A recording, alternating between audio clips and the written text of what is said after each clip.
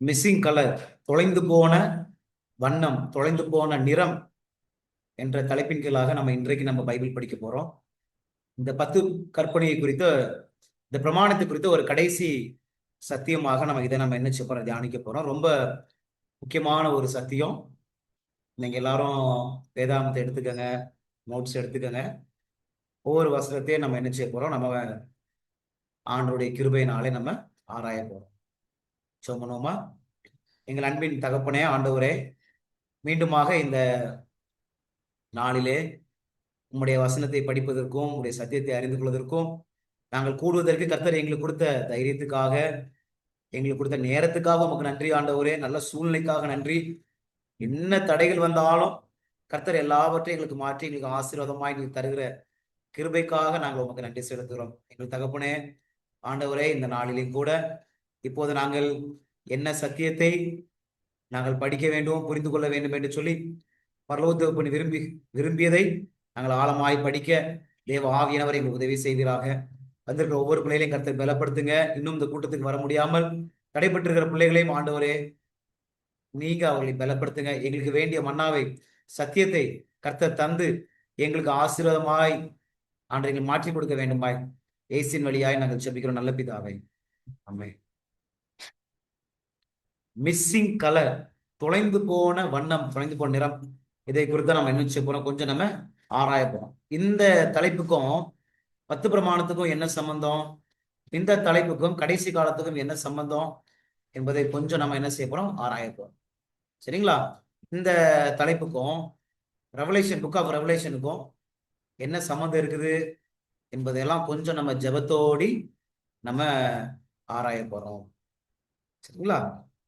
ஒரு வசனத்தை நம்ம படிக்கலாம். எங்க இருக்குது அப்படின்னா, யாத்திராகம புஸ்தகம், யாத்திராகம புஸ்தகத்துல 25வது அதிகாரத்துல 25வது அதிகாரத்துல 8வது வசனத்தை நம்ம வாசிக்கலாம். யாத்திராகம புஸ்தகத்துல 25ஆம் அதிகாரத்துல 8வது வசனத்தை நம்ம கொஞ்சம் என்ன செய்வோம், நம்ம வாசித்துட்டு அப்படியே படிக்கலாம். யாத்திராகமம் 25:8. அவர்கள் நடுவிலே நான் வாசம் பண்ண எனக்கு ஒரு பரிசுத்த ஸ்தலத்தை உண்டாக்குவார்களாக. சரிங்களா? நம்ம தலைப்பு என்ன? யாத்திராகமம் 25:8 வருஷத்தை படிக்க போறோம். our topic is the missing color, the missing color, தொலைந்து போன நிறம், தொலைந்து போன வண்ணம்.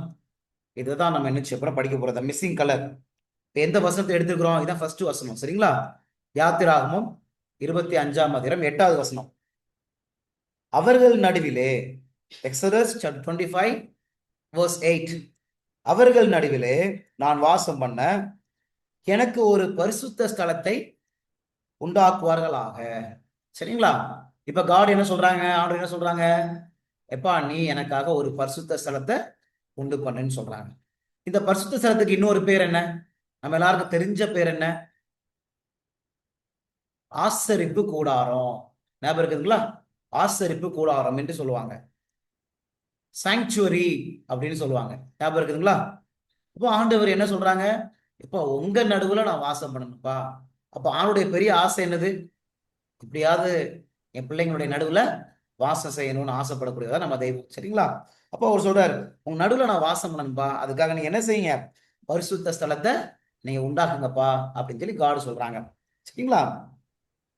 இப்ப இத சொல்றதுக்கு முன்னாடி 8வது வசனத்துக்கு முன்னாடி ஆண்டவர் இங்க 3, 4, 2, 3, 4 வாசிக்க போறோம். verse 2, 3 and 4. அதுல என்ன சொல்றாரு பாருங்க. verses 2, 3 and 4 அங்க என்ன சொல்றாரு பாருங்க. 1ல இருந்தே படிக்கலாம். verse 1ல இருந்து. கர்த்தர் மோசேயை நோக்கி, இஸ்ரவேல் புத்திரர் எனக்கு காணிக்கையை கொண்டு வரும்படி அவர்களுக்கு சொல்லு. எப்படிப்பட்ட காணிக்கையை கொண்டு வரணுமா? மனப்பூர்வமாய் உற்சாகத்துடன் கொடுப்பவன் எவனோ அவனிடத்தில் எனக்கு காணிக்கையை வாங்குவீர்களாக. என்ன சொல்றாரு? மனப்பூர்வமாக உற்சாகமா யார் கொடுக்கிறாங்களோ அவனிடத்துல என்ன செய்யுங்க, காணிக்கையை வாங்குவீர்களாக. நீங்கள் அவர்களிடத்தில் வாங்க வேண்டிய காணிக்கை அவனை என்னென்ன வாங்க சொல்றாரு? ஆனா யார்கிட்ட வாங்கணும்னு சொல்றாரு? இதான் முக்கியமான பாயிண்ட். மனப்பூர்வமா உற்சாகமா கொடுப்பவன். இந்த வசனத்தை நான் அநேக முறை யோசிச்சிருக்கிறேன். நீங்க என்ன நினைக்கிறீங்க, இது வெறும் காணிக்கைக்கு மாத்திரமா? எதுதான் ஆண்டவர் வாங்குவார்? ஆலயத்துக்கு போறோம், இந்த கேரக்டர் சொல்ற பாருங்க, மனப்பூர்வமா, உற்சாகமே இல்லை. எதை நம்ம காணிக்கையா கொடுக்கணும்னு சொல்லி ரோமர்ல படிக்கிறோம். ரோமர் புஸ்தகத்துல, ரோமன்ஸ் சாப்டர் 12 போங்க. ரோமர் புஸ்தகத்துல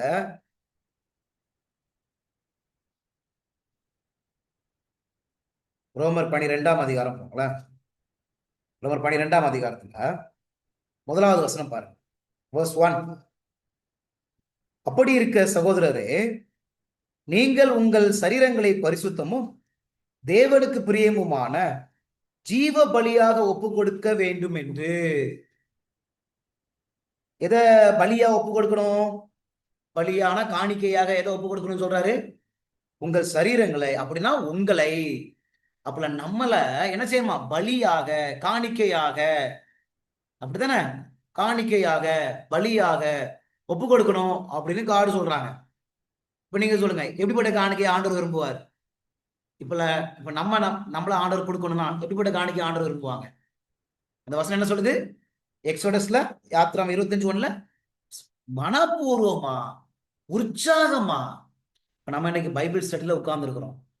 மனப்பூர்வமா, உற்சாகமா உட்கார்ந்து இருக்கிறோமா? நம்ம யோசிக்க வேண்டிய ஒரு காரியம். மனப்பூர்வமா, உற்சாகமா உட்கார்ந்துருக்கோம். அந்த காணிக்கை தான் ஆண்டவர் ஏற்றுக்கொள்வார். காலையில எழுப்பி நம்ம ஜெபிக்கிறோம், மனப்பூர்வமா, உற்சாகமா, இல்ல அவசர அவசரமா, இல்ல ஜெபிக்கணுமே ஜெபிக்கிறோமா, இல்ல உண்மையிலேயே உற்சாகமா வேதத்தை வாசிக்கிறோமா? அப்படி வாசிக்கக்கூடியதான் ஆண்டவர் ஏற்றுக்கொள்வார். இல்லட்டா அப்பா அம்மா ஃபோர்ஸ் பண்ணணும், யாராவது நம்மளை தள்ளி விடணும், கட்டாயப்படுத்தணும், கட்டாயப்படுத்திட்டு அப்படியே உட்கார்ந்துருப்போம். மனப்பூர்வமே இல்லாம, ஒரு வில்லிங்னஸே இல்லாம, உற்சாகமே இல்லாம, ஒரு ஜீலே இல்லாம அப்படி நம்ம இருப்போம். அந்த காணிக்கையை தேவன் என்ன செய்ய மாட்டாங்க? ஏற்றுக்கொள்ள மாட்டாங்க. சரிங்களா? This is very important. காலையில எழுந்து பைபிள் படிக்கிறதும் சரி, காலையில எழுந்து ஜெபிக்கிறதும் சரி, ஆலயத்துக்கு போகக்கூடிய ஒரு காரியம், ஊழியம் செய்யக்கூடிய ஒரு காரியம், இதெல்லாம் என்ன இருக்கணுங்க? ஆண்டவர் சொல்றார், மனப்பூர்வமாய் உற்சாகமாய் கொடுப்பவன் எவனோ அவனிடத்தில் எனக்கு காணிக்கையே வாங்கியுள்ளாங்க. பாவத்தை எப்படி ஜெயிக்கணும்? அப்படியே கவலையோடு, ஐயோ செய்யக்கூடாது அப்படியா? மனப்பூர்வமா, உற்சாகத்தோடு பாவத்தை ஜெயிக்கணும். ஏன்னா அது அவ்வளவு கெடுதானது. அப்படித்தானே? பாவம் என்பது விஷத்துக்கு சமம். இப்ப இந்த விஷத்தை நம்ம எப்படி வெறுப்போம்? அப்படியே லைட்டா எடுத்துட்டு வெறுப்போம், இல்ல உற்சாகமா வெறுப்போமா? மனப்பூர்வமா வெறுப்போம்ல. அதே மாதிரிதான் பாவம் என்பது விஷத்துக்கு சமம். அப்படித்தானே? அப்ப நம்ம எப்படி செய்யணும்? மனப்பூர்வமா, உற்சாகமா வெறுக்கணும். அந்த காணிக்கையை தான் ஆண்டவர் ஏற்றுக்கொள்வார். ஊழியம் செய்யக்கூடியது என்பது சரி. ஊழியம் ஆண்டவர் சொல்லிட்டாரு, சுவிசேஷத்தை அறிவிங்கப்பா, அதனால நான் போறேன் அப்படின்னு மனப்பூர்வமே இல்லாம கடமைக்கு அந்த காணிக்கை தேவன் செய்ய மாட்டாங்க, ஒத்துக்க மாட்டாங்க. அதான் ஆண்டவர் சொல்றாரு. அது எப்படி சொல்றாரு பாத்தீங்களா? மனப்பூர்வமாய் உற்சாகமாய் கொடுப்பவன் எவனோ அது அவனிடத்துல நீ காணிக்கையை வாங்கு அப்படின்னு சொல்றாரு. அப்ப யாருக்கு தான் வாங்குவார் ஆண்டவர்? ஒரு ஞானஸ்தானத்துக்கு போகலான்னு ஆசைப்படுறோம். எப்படி போனோம்? அப்ப மனப்பூர்வமா, உற்சாகமா உள்ள இறங்கணும்.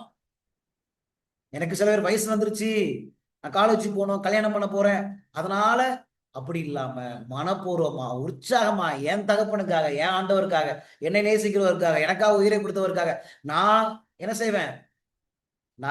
ஞானஸ்தானம் எடுப்பேன். அப்படி போனப்போ மனப்பூர்வமாய், உற்சாகமாய். சரி, இப்ப எப்படிப்பட்ட காணிக்கை? 3வது வசனம், நீங்கள் அவரிடத்தில் வாங்க வேண்டிய காணிக்கையாவன பொன்னும் வெள்ளியும் வெண்கலமும் இளநீல நூலும் இரத்தாம்பர நூலும் சிவப்பு நூலும் மெல்லிய பஞ்சு நூலும் வெள்ளாட்டு மயிரும் சிவப்பு தீர்ந்த ஆட்டுக்கடா தோலும் தகசு தோலும் சீத்து மரமும். ஒரு பெரிய லிஸ்டே போடுறார். அப்படித்தானே? இதுல நம்ம எதை படிக்க போறோம் அப்படின்னா, நம்ம கலர்ஸ், அப்படித்தானே? மிஸ்ஸிங் கலர், அந்த நிறத்தை, அந்த வண்ணத்தை படிக்க போறோம். எந்தெந்த வண்ணம் தெரியுமா? அந்த 4வது வசனத்துல இருக்கு பாருங்க. இளநில நூலும் இரத்தாம்பர நூலும் சிவப்பு நூலும் மெல்லிய பஞ்சு நூலும். 4 colour, blue, red, purple, white. சரிங்களா? Blue, red, purple, white. தமிழ்ல இளநீலு, நீலம். சிவப்பு இருக்குது, சிவப்பு, இளநீலம், சிவப்பு, இரத்தாம்பரம், பஞ்சு, மெல்லிய பஞ்சு. அப்படின்னா அது என்ன கலரு? மெல்லிய பஞ்சுனா என்ன கலர்? அது வெண்மை, ஒயிட். அப்படித்தானே? இந்த 4 கலரை குறித்து கொஞ்சம் ஆராய போறோம். ஆராய்ஞ்சிட்டு என்ன கலர் மிஸ் ஆகுது அப்படின்னு சொல்லி தீர்க்க தரிசனத்துல போய் கண்டுபிடிக்க போறோம். சரிங்களா? என்னென்ன கலரு? ப்ளூ படிக்க போறோம், பர்பிள் படிக்க போறோம், ரெட் படிக்க போறோம், ஒயிட் படிக்க போறோம். இந்த 4 கலரையும் நம்ம என்ன செய்ய போறோம்? நம்ம தியானிக்க போறோம். உங்களுக்கு புரிஞ்சு முடியுதுங்களா? இதை வச்சுதான் படிக்க போறோம். இப்போ ஆண்டவர் எதுக்கு இந்த காணிக்கைய கொண்டு வர சொன்னாரு? ஏன்னா அவர் என்ன கட்ட போறாரு? ஒரு வாசஸ்தலத்தை கட்ட சொல்றாரு மோசைக்கு. அப்ப இந்த வாசஸ்தலத்துல கட்டுவதற்கு என்ன செய்ய, இந்த காணிக்கெல்லாம் வாங்கிக்கப்பா அப்படின்னு கலரை வச்சு கூட ஆண்டவர் சொல்றாரு. Is God particular? Is God specific? இப்ப ஆண்டவர் எப்படி சொல்லியிருக்கலாம்? எப்படி சொல்லியிருக்கலாம் ஆண்டவர்? எப்பா எல்லாம் என்னென்ன உன்ட்ட இருக்கோ எல்லாத்தையும் கொண்டு வாப்பா அப்படின்னு சொல்லியிருக்கலாம். அப்படித்தானே? எல்லா நிறத்தையுடைய எல்லாத்தையும் கொண்டு வாப்பா அப்படின்னு சொல்லியிருக்கலாம். ஆனா ஆண்டவர் அந்த எவ்வளவு நிறம் இருக்கு அப்படித்தானே? ஆனா ஏன் ஆண்டவர் அந்த நாளையும் சொன்னாரு? காரணம் இருக்கும். அதுவும் அவருடைய ஆசரிப்பு கூடாரத்தை கட்டுவதற்காக, அவர் வாசம் பண்ணணுமா அந்த ஸ்தலத்தை கட்டுவதற்காக இந்த 4 கலரை உடைய, சரிங்களா, நிறத்தை உடைய காரியத்தை நீ கொண்டு வா அப்படின்னு சொல்றாரு. சரிங்களா? சரி. இப்ப இந்த 4 நிறம் எங்கெல்லாம் இருந்துச்சு தெரியுமா? இந்த ஆசரிப்பு கூடாரத்துல, இந்த பரிசுத்த ஸ்தலத்துல சொல்றாருல, எங்கெல்லாம் இருந்துச்சு தெரியுமா? பிளேசஸ் ஆஃப் கலர்ஸ் இந்த சாங்சுவரி. இந்த ஆசரிப்பு கூடாரத்துல, இந்த சாங்சுவரியில எங்கெல்லாம் இந்த 4 கலர் இருந்துச்சு? என்னென்ன கலரு ஞாபகம் இருக்குல்ல? சரிங்களா? இந்த 4 கலர் எங்கெல்லாம் இருந்துச்சு அப்படின்னு படிக்க போறோம். நம்பர் 1 எங்க இருந்துச்சு? பாயிண்ட் நம்பர் 1, அதாவது இந்த 4 கலர் எங்கெல்லாம் இருந்துச்சு? Exodus chapter 27 verse 16. Exodus 27 verse 16. யாத்திராகமம் 27ஆம் அதிகாரம் 16வது வசனம் பாருங்களேன். யாத்திராகமம் 27ஆம் அதிகாரம் 16வது வசனம் பாருங்க. இந்த 4 கலர் எங்கெல்லாம் இருந்துச்சு அப்படின்னு சொல்லப்படுது பாருங்களேன். பிரகாரத்தின் வாசலுக்கு இளநீல நூலாலும் இரத்தாம்பர நூலாலும் சிவப்பு நூலாலும் திரிந்த மெல்லிய பஞ்சு நூலாலும் சித்திர தையல் வேலையாய் செய்யப்பட்ட 20 முழ நீளமான ஒரு தொங்கு திரையும் அதற்கு 4 தூண்களும் அவைகளுக்கு 4 பாதங்களும் இருக்க வேண்டும். எங்க இருக்கணும் சொல்றாங்க? 1 கிடைச்சிச்சா? எங்க இருக்க சொல்றாரு? பிரகாரத்தின் வாசல். அப்ப அந்த பிரகாரத்தின் வாசல்ல இது எல்லாம் என்ன செய்யணும்? இருக்கணும். சரிங்களா? கிடைச்சிச்சுங்களா? சரி, இப்ப அடுத்தது போவோமா? 2வது. அப்ப பிரகாரம். இப்ப இந்த ஆசரிப்பு கூடாரத்துல 3 பகுதி இருந்துச்சு, கேள்விப்பட்டிருக்கீங்களா? நம்ம தானியேல் 8ஆம் அதிகாரம் போகும்போது இந்த ஆசரிப்பு கூடாரத்தை நம்ம கொஞ்சம் ஆழமா படிக்க போறோம். இந்த ஆசரிப்பு கூடாரத்துல 3 பகுதி இருந்துச்சு. என்னென்ன பகுதி இருந்துச்சு? சரி, எல்லாரும் எபிரேயர் புஸ்தகம் போங்க. வெறும் என்னென்ன பகுதி மாத்திரம் கண்டுபிடிச்சிடலாம். சரிங்களா? கண்டுபிடிச்சிட்டா உங்களுக்கு கொஞ்சம் புரியறதுக்கு அது கொஞ்சம் எளிமையா இருக்கும். எபிரேயர் 9ஆம் அதிகாரம், எபிரேயர் 9ஆம் அதிகாரம் போங்க. எபிரேயர் 9ஆம் அதிகாரத்துல இங்க 2 சொல்றாரு பாருங்க. 2வது வசனம், எபிரேயர் 9ஆம் அதிகாரம் 2வது வசனம் பாருங்க. Hebrews chapter 9 verse 2. எப்படி எனில் ஒரு கூடாரம் உண்டாக்கப்பட்டிருந்தது, அது முந்தின பாகத்தில் குத்து விளக்கும் மேஜையும் தேவ சமூகத்து அப்பங்களும் இருந்தன, அது பரிசுத்த ஸ்தலம் எனப்படும். ஒரு இடத்துக்கு பேர் என்னது? பரிசுத்த ஸ்தலம், ஹோலி பிளேஸ். verse 3, 3வது வசனம். 2ஆம் திரைக்குள்ளே மகா பரிசுத்தம் ஸ்தலம் என்னப்பட்ட கூடாரம் இருந்தது. அடுத்த ஸ்தலம் என்னது? மகா பரிசுத்த ஸ்தலம். 2மே இருக்கா? அப்போ அக்கார்டிங் டு verse 2, 2வது வசனத்தை பொறுத்த வரைக்கும் அது பேர் என்ன? ஒரு கூடாரம் 1 இருந்துச்சா, அந்த கூடாரத்துல முதலாவது என்னது? பரிசுத்த ஸ்தலம் இருக்குது, அது ஒரு பகுதி, ஹோலி பிளேஸ்னு ஒரு பகுதி இருக்கு. அடுத்துக்கு அப்புறம் என்ன பகுதி இருக்குது? ஹீப்ரூஸ் சாப்டர் 9 verse 3ல மோஸ்ட் ஹோலி பிளேஸ், மகா பரிசுத்த ஸ்தலம் இருக்கு. இந்த பரிசுத்த ஸ்தலத்துக்கும் மகா பரிசுத்தத்துக்கும் வெளியில என்ன இடம்? அதுக்கு பேர் நம்ம என்ன சொல்லுவோம்?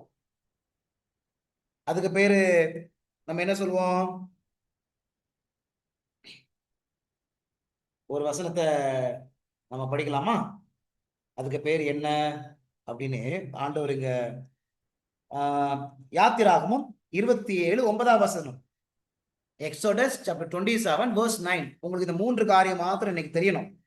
எக்ஸோடஸ் 27 verse 9, யாத்திராகமும் 27 9 பாருங்க. வாசஸ்தலத்துக்கு பிரகாரத்தையும் உண்டு பண்ணுவாயாக. இருக்குங்களா? எல்லாரும் எடுத்துட்டீங்களாமா? வாசஸ்தலத்துக்கு என்ன உண்டு பண்ணு? பிரகாரத்தை என்ன செய்ய உண்டு பண்ணு. சரிங்களா? அப்ப எத்தனை காரியம் இருக்காங்க? அப்ப 3 காரியம் இருக்கு. ஒண்ணு என்னது? அந்த ஆசரிப்பு கூடாரம், அந்த வாசஸ்தலம் சொல்லுவாங்க. அதுக்கு என்ன உண்டாக்கு? ஒரு 3 காரியம் சொல்றாரு. ஒண்ணு என்னது? பரிசுத்தலம் பார்த்தோம். அடுத்தது மகா பரிசுத்தலம் பார்த்தோம். அடுத்தது என்ன பார்க்கிறோம் நம்ம? பிரகாரம். இதுல எது முதல்ல வரும்? பிரகாரத்தை தாண்டி தான் நம்ம என்னைக்குமே பரிசுத்தலம். ஒரு வீட்டுக்குள்ள என்ட்ரு ஆகணும்னா அந்த வீட்டுக்கு வெளியில என்ன இருக்கும்? அந்த கோட்டியாடு, அந்த பிரகாரம் இருக்கும். தானமா? அப்ப பிரகாரம் வருது. பிரகாரம் என்பது வெளியில இருக்கக்கூடிய ஒரு இடம். சரிங்களா? அதுக்கு பிரகாரத்தை தாண்டி நம்ம உள்ள போகும்போது அங்க என்ன இருக்குது? 2 அறைகள் இருக்குது. ஒண்ணு என்னது? பரிசுத்த ஸ்தலம். இன்னொன்று என்னது? மகா பரிசுத்த ஸ்தலம். சரிங்களா? உங்களுக்கு புரியுதுங்களா? அப்ப இந்த வாசஸ்தலத்தை கட்டுவதற்கு ஆண்டவர் என்ன சொன்னாங்க? நீ என்ன செய்யி?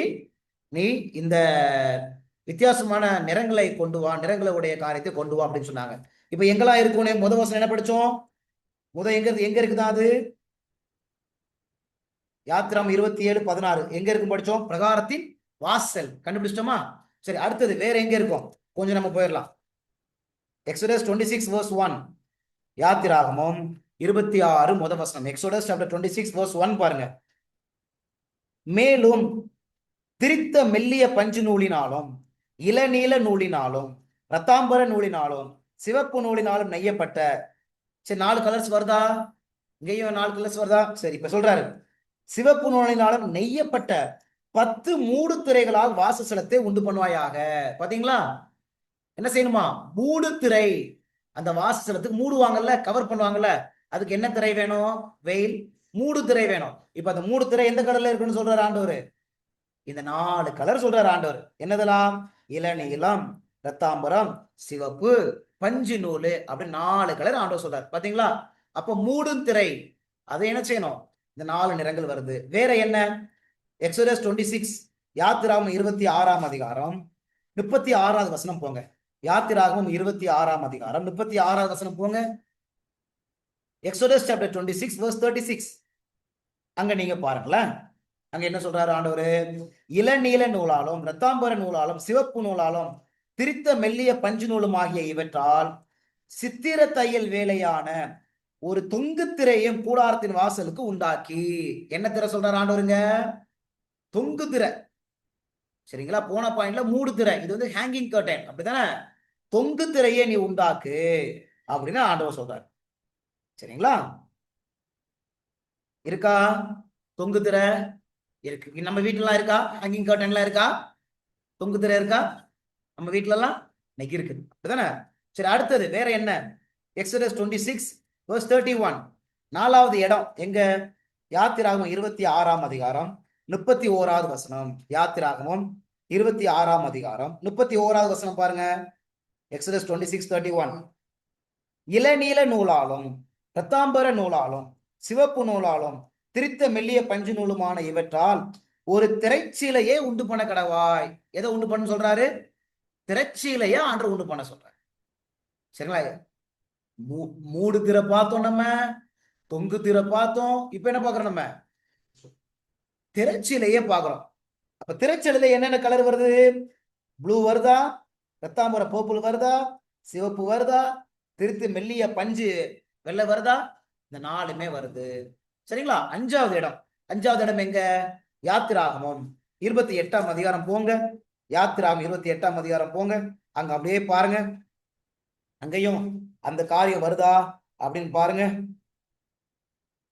முதல் வசனம் படிக்க போறோம். we are going to read from verse 1. Exodus 28 from verse 1. சரிங்களா? உன் சகோதரனாகிய ஆரோன் எனக்கு ஆசாரிய ஊழியம் செய்யும்படிக்கு நீ ஆரோனையும் அவனோட கூட அவன் குமாரராகிய நாதாப், அபியூ, எலெயாசர், இத்தாமர் என்னும் ஆரோனின் குமாரையும் இஸ்ரவேல் புத்திரரிலிருந்து பிரித்து உன்னிடத்தில் சேர்த்து கொள்வாயாக என்று சொல்றாரு இல்லையா? என்ன செய்ய? சேர்த்து கொள்ளு. அப்ப நீ என்ன செய்யணும்? ஆசாரிய ஊழியம் செய்யும்படிக்கு நீ அவங்கள சேர்த்து கொள்ளு. சரி, 2வது வசனம். உன் சகோதரனாகிய ஆரோனுக்கு மகிமையும் அலங்காரமுமா இருக்கும் பொருட்டு பரிசுத்த வஸ்திரங்களை உண்டு பண்ணுவாயாக. சரிங்களா? என்ன சொல்றாரு ஆண்டவர்? உன் சகோதரனை ஆரோனுக்கு மகிமையும் அலங்காரமா இருக்கும். இதோடைய ஸ்பிரிச்சுவல் அர்த்தம் சொல்லுங்க. யார் கரெக்டா சொல்லுவோம்? ஆரோனுக்கு ஒரு ட்ரெஸ்ஸை உண்டு பண்ணுப்பான்னு சொல்றாரு. அந்த ட்ரெஸ் எப்படி இருக்கணுமா? 2 கேரக்டர்ஸ். நம்பர் 1 அழகா இருக்கணும், கரெக்ட் தான். இன்னொன்னு மகிமையா இருக்கணும். இதோட அர்த்தம் என்ன? ஏன்னா ஒரு பியூட்டிஃபுல் லெசன் இன்னைக்கு நமக்கு இருக்குது. இது லிட்ரல் மீனிங் என்ன?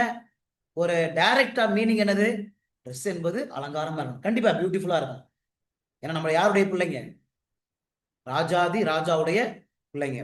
போன ஒரு இந்த இந்த சண்டே போன சண்டே ஒரு சர்ச்சுக்கு பிரசங்கம் பண்ண போயிருந்தேன். பிரசங்கம் பண்ணி முடிச்சோடனே அங்க இருக்கிற ஒரு சில விசுவாசிகளுக்கு இந்த சத்தியம் ரொம்ப பிரயோஜனமா இருந்துச்சு. அப்போ அவங்க நீங்க எங்க வீட்டுக்கெல்லாம் வாங்க, பைபிள் ஸ்டடி கொடுங்க அப்படின்னு சொன்னாங்க. அப்போ ஒரு தாய் அவங்க வந்து என்கிட்ட பேசினாங்க. என் பிள்ளைக்கு நான் வந்து சொல்றேன், ஏம்மா இந்த மாதிரி ட்ரெஸ் தான் போடணும், நீ இந்த மாதிரி ட்ரெஸ் தான் நல்லது உனக்கு நான் சொல்றேன். ஆனா என் பிள்ளை எனக்கு ஸ்லீவ்லெஸ் வேணும், எனக்கு லெகிங்ஸ் வேணும் அப்படின்னு கேக்குது. நான் சொன்னேன்மா அது உனக்கு அடக்கமா இருக்காதுமா. உடனே அந்த பொண்ணு சொல்லிச்சான், அம்மா என் ஃப்ரெண்ட்ஸ் எல்லாம் பாருமா, எல்லாருமே போட்டு தானே வர்றாங்க. அப்புறம் நான் வந்து வேற மாதிரி போட்டா எல்லாரும் எனக்கு கிண்டல் பண்றாங்கம்மா, எல்லாரும் எனக்கு பரியாசம் பண்றாங்கம்மா அப்படின்னு சொல்றாங்க என் பிள்ளை. நான் என்ன சொல்றது அப்படின்னு என்கிட்ட வந்து கேக்குறாங்க. என்ன சொல்றது அப்படின்னு எனக்கு நான் அஸ் அ மதரா, நான் ஒரு தாயா என் பொண்ணுக்கு சொல்றேன், அது உனக்கு நல்லது இல்லம்மா, அது கொஞ்சம் மோசமா இருக்கு, எல்லாரும் பாக்குற மாதிரி இருக்குது, அது நல்லது இல்லை அப்படின்னு நான் சொல்றேன். ஆனா அவளுக்கு இந்த யங் வாலிப வயசுல இந்த பியர் பிரஷர்னு சொல்லுவாங்க, கேள்விப்பட்டிருக்கீங்களா? ரொம்ப மோசமானது பியர் பிரஷர். பைபிள்ல நீங்க அதை பத்தி ரொம்ப படிக்கலாம், பியர் பிரஷர்ல மாட்டினவங்களெல்லாம் படிக்கலாம் பைபிள்ல. யோவான் ஸ்நானனுடைய தலை வெட்டப்படுறதுக்கு காரணம் என்ன தெரியுமா? பியர் பிரஷர் தான். அங்க ஏறுவதுக்கு நல்லா தெரியும் யோவான் ஸ்நானன் எந்த தப்புமே இல்ல, ஆனா அங்க உட்கார்ந்து இருந்தாங்க பாருங்க, அவங்க கிட்ட என் மரியாதை போயிருமே, மானம் போயிருமேன்னு சொல்லி தலையை கொண்டு வர சொல்லிட்டு. இன்னைக்கு அப்படிதான் most of the decisions people take because of the peer pressure. ஐயோ என் ஃப்ரெண்டு நினைப்பான், என் அக்கா நினைப்பான், என் அண்ணன் நினைப்பாங்க, இதனாலேயே ஏசப்பா விட்டு கொடுத்துருவோம். சரிங்களா? அப்போ அவங்க வந்து கேட்டாங்க. அப்ப நான் சொன்னேன், ஏமா முதலாவது உங்க பிள்ளைக்கு அவங்க யாருன்னு சொல்லி கொடுங்க. முதலாவது வெளியில உள்ள மக்கள் போடுறாங்க அப்படின்னா அவங்க உலகத்தார், ஆனா உங்க பிள்ளை யார்? அவங்க ராஜாதி ராஜாவுடைய பிள்ளைன்னு சொல்லி கொடுங்க. அப்ப ராஜாதி ராஜாவுடைய பிள்ளை நான் எப்படி ட்ரெஸ் போடணும்? அப்ப ராஜாவை ரெப்ரசென்ட் பண்ணணும்ல, அப்ப எப்படி ட்ரெஸ் போடணும்? அப்ப உங்க பிள்ளைக்கு அவ யாருன்னு அவளுக்கு தெரிய மாட்டேங்குது. அவன் நினைச்சிட்டு இருக்கிறானா அந்த உலகத்தார் எப்படி ட்ரெஸ் போடுவாங்களோ அப்படியே நான் தான் போடுவேன் அப்படின்னா அவன் என்ன நினைக்கிறான்? நான் உலகத்தாருடைய பிள்ளைன்னு நினைச்சிட்டு இருக்கிறான். ஆனா உங்க பிள்ளை சாதாரண பிள்ளை கிடையாதுமா, அவ ராஜாதி ராஜாவினுடைய பிள்ளை. அது அவளுக்கு நீங்க புரிய வைங்க, அவளுடைய ஐடென்டிட்டியை புரிய வைங்க. அப்ப அவ ஜாயா போட்டுட்டு தெரியவா. ஒரு பிரைம் மினிஸ்டரை நம்ம ரெப்ரசென்ட் பண்ண போறோம் அப்படின்னா எப்படி ட்ரெஸ் போடுவோம்? கிழிஞ்சு போன பேண்ட், எல்லா இடத்துலயும் ஓட்டையா இருக்கக்கூடிய பேண்ட் அப்படியா போட்டு போவோம் நம்ம? ஒரு பிரைம் மினிஸ்டர் ரெப்ரசென்ட் பண்ண, ஒரு பிரசிடென்ட் ரெப்ரசென்ட் பண்ணோம்னா இன்னைக்கு சர்ச்சில் அப்படித்தானே இருக்குது, எல்லா டிஷர்ட்டையும் பேண்டையும் போட்டு வந்துட்டு ஒர்ஷிப் பண்றது. ஒரு ராஜாதி ராஜாவை ரெப்ரசென்ட் பண்ணணும்னா அப்ப எப்படி ரெப்ரசென்ட் பண்ணணும்? உங்களுக்கு புரியுதுங்களா? இங்க ஆரோன் ட்ரெஸ் எப்படி இருக்கணும் ஆண்டவர் சொல்றாரு? உன் சகோதரனாகிய ஆரோனுக்கு மகிமையும் அலங்காரமா இருக்கும். இந்த ரெண்டுக்கும் ஒரு அர்த்தம் இருக்குது. there are two meanings. ஒன்னு வந்து என்னது? மகிமை. இன்னொன்னு என்னது? அலங்காரம். மகிமனா என்னதுமா? உங்களுக்கு சொல்லி கொடுத்துருக்கிறேன் நான். மகிமனா என்ன? எக்ஸோடஸ் சாப்டர், யாத்திராகம புஸ்தகம் 33ஆம் அதிகாரம் 19ஆம் வசனம். Exodus chapter 33 verse 19. மகிமனா என்ன? Exodus 33 verse 19. யாத்திராகமம் 33 18 19. மறந்துடவே கூடாது இந்த வசனத்தை. யாத்திராகமம் எக்ஸோடஸ் 33 verses 18 and 19. அப்பொழுது அவன் உம்முடைய மகிமையை எனக்கு காண்பித்தருளும் என்றான். show me your glory. இப்போ உடனே ஆண்டவர் என்ன காண்பிச்சாராம்? Exodus 33 18 and 19. அதற்கு அவர், என்னுடைய தயையெல்லாம் நான் உனக்கு முன்பாக கடந்து போக பண்ணி கர்த்தருடைய நாமத்தை உனக்கு முன்பாக கூறுவேன். எவன் மேல் கிருபையா இருக்க சித்தமாயிருப்பேனோ அவன் மேல் கிருபையா இருப்பேன், எவன் மேல் இரக்கமாயிருக்க சித்தமாயிருப்பேனோ அவன் மேல் இரக்கமாயிருப்பேன். மகிமனா என்ன இந்த வசனத்துல? தயை சொல்றாரா? என்னுடைய தயை. அப்புறம் கிருபை குறித்து பேசுறாரா? இரக்கம் குறித்து பேசுறாரா? அப்ப மகிமனா என்ன இந்த வசனத்துல? இந்த கிருபை, இரக்கம், தயை எல்லாம் ஒரே வார்த்தையில சொல்லிருங்க. மகிமனா என்ன? தேவனுடைய குணம், காட்ஸ் கேரக்டர். உங்களுக்கு புரிஞ்சுக்க முடியுதுங்களா? அப்ப மகிமைனா காடுடைய கேரக்டர். அப்ப ஆரோனுடைய ட்ரெஸ் மகிமையா இருக்கணும் அப்படின்னா என்ன அர்த்தம்?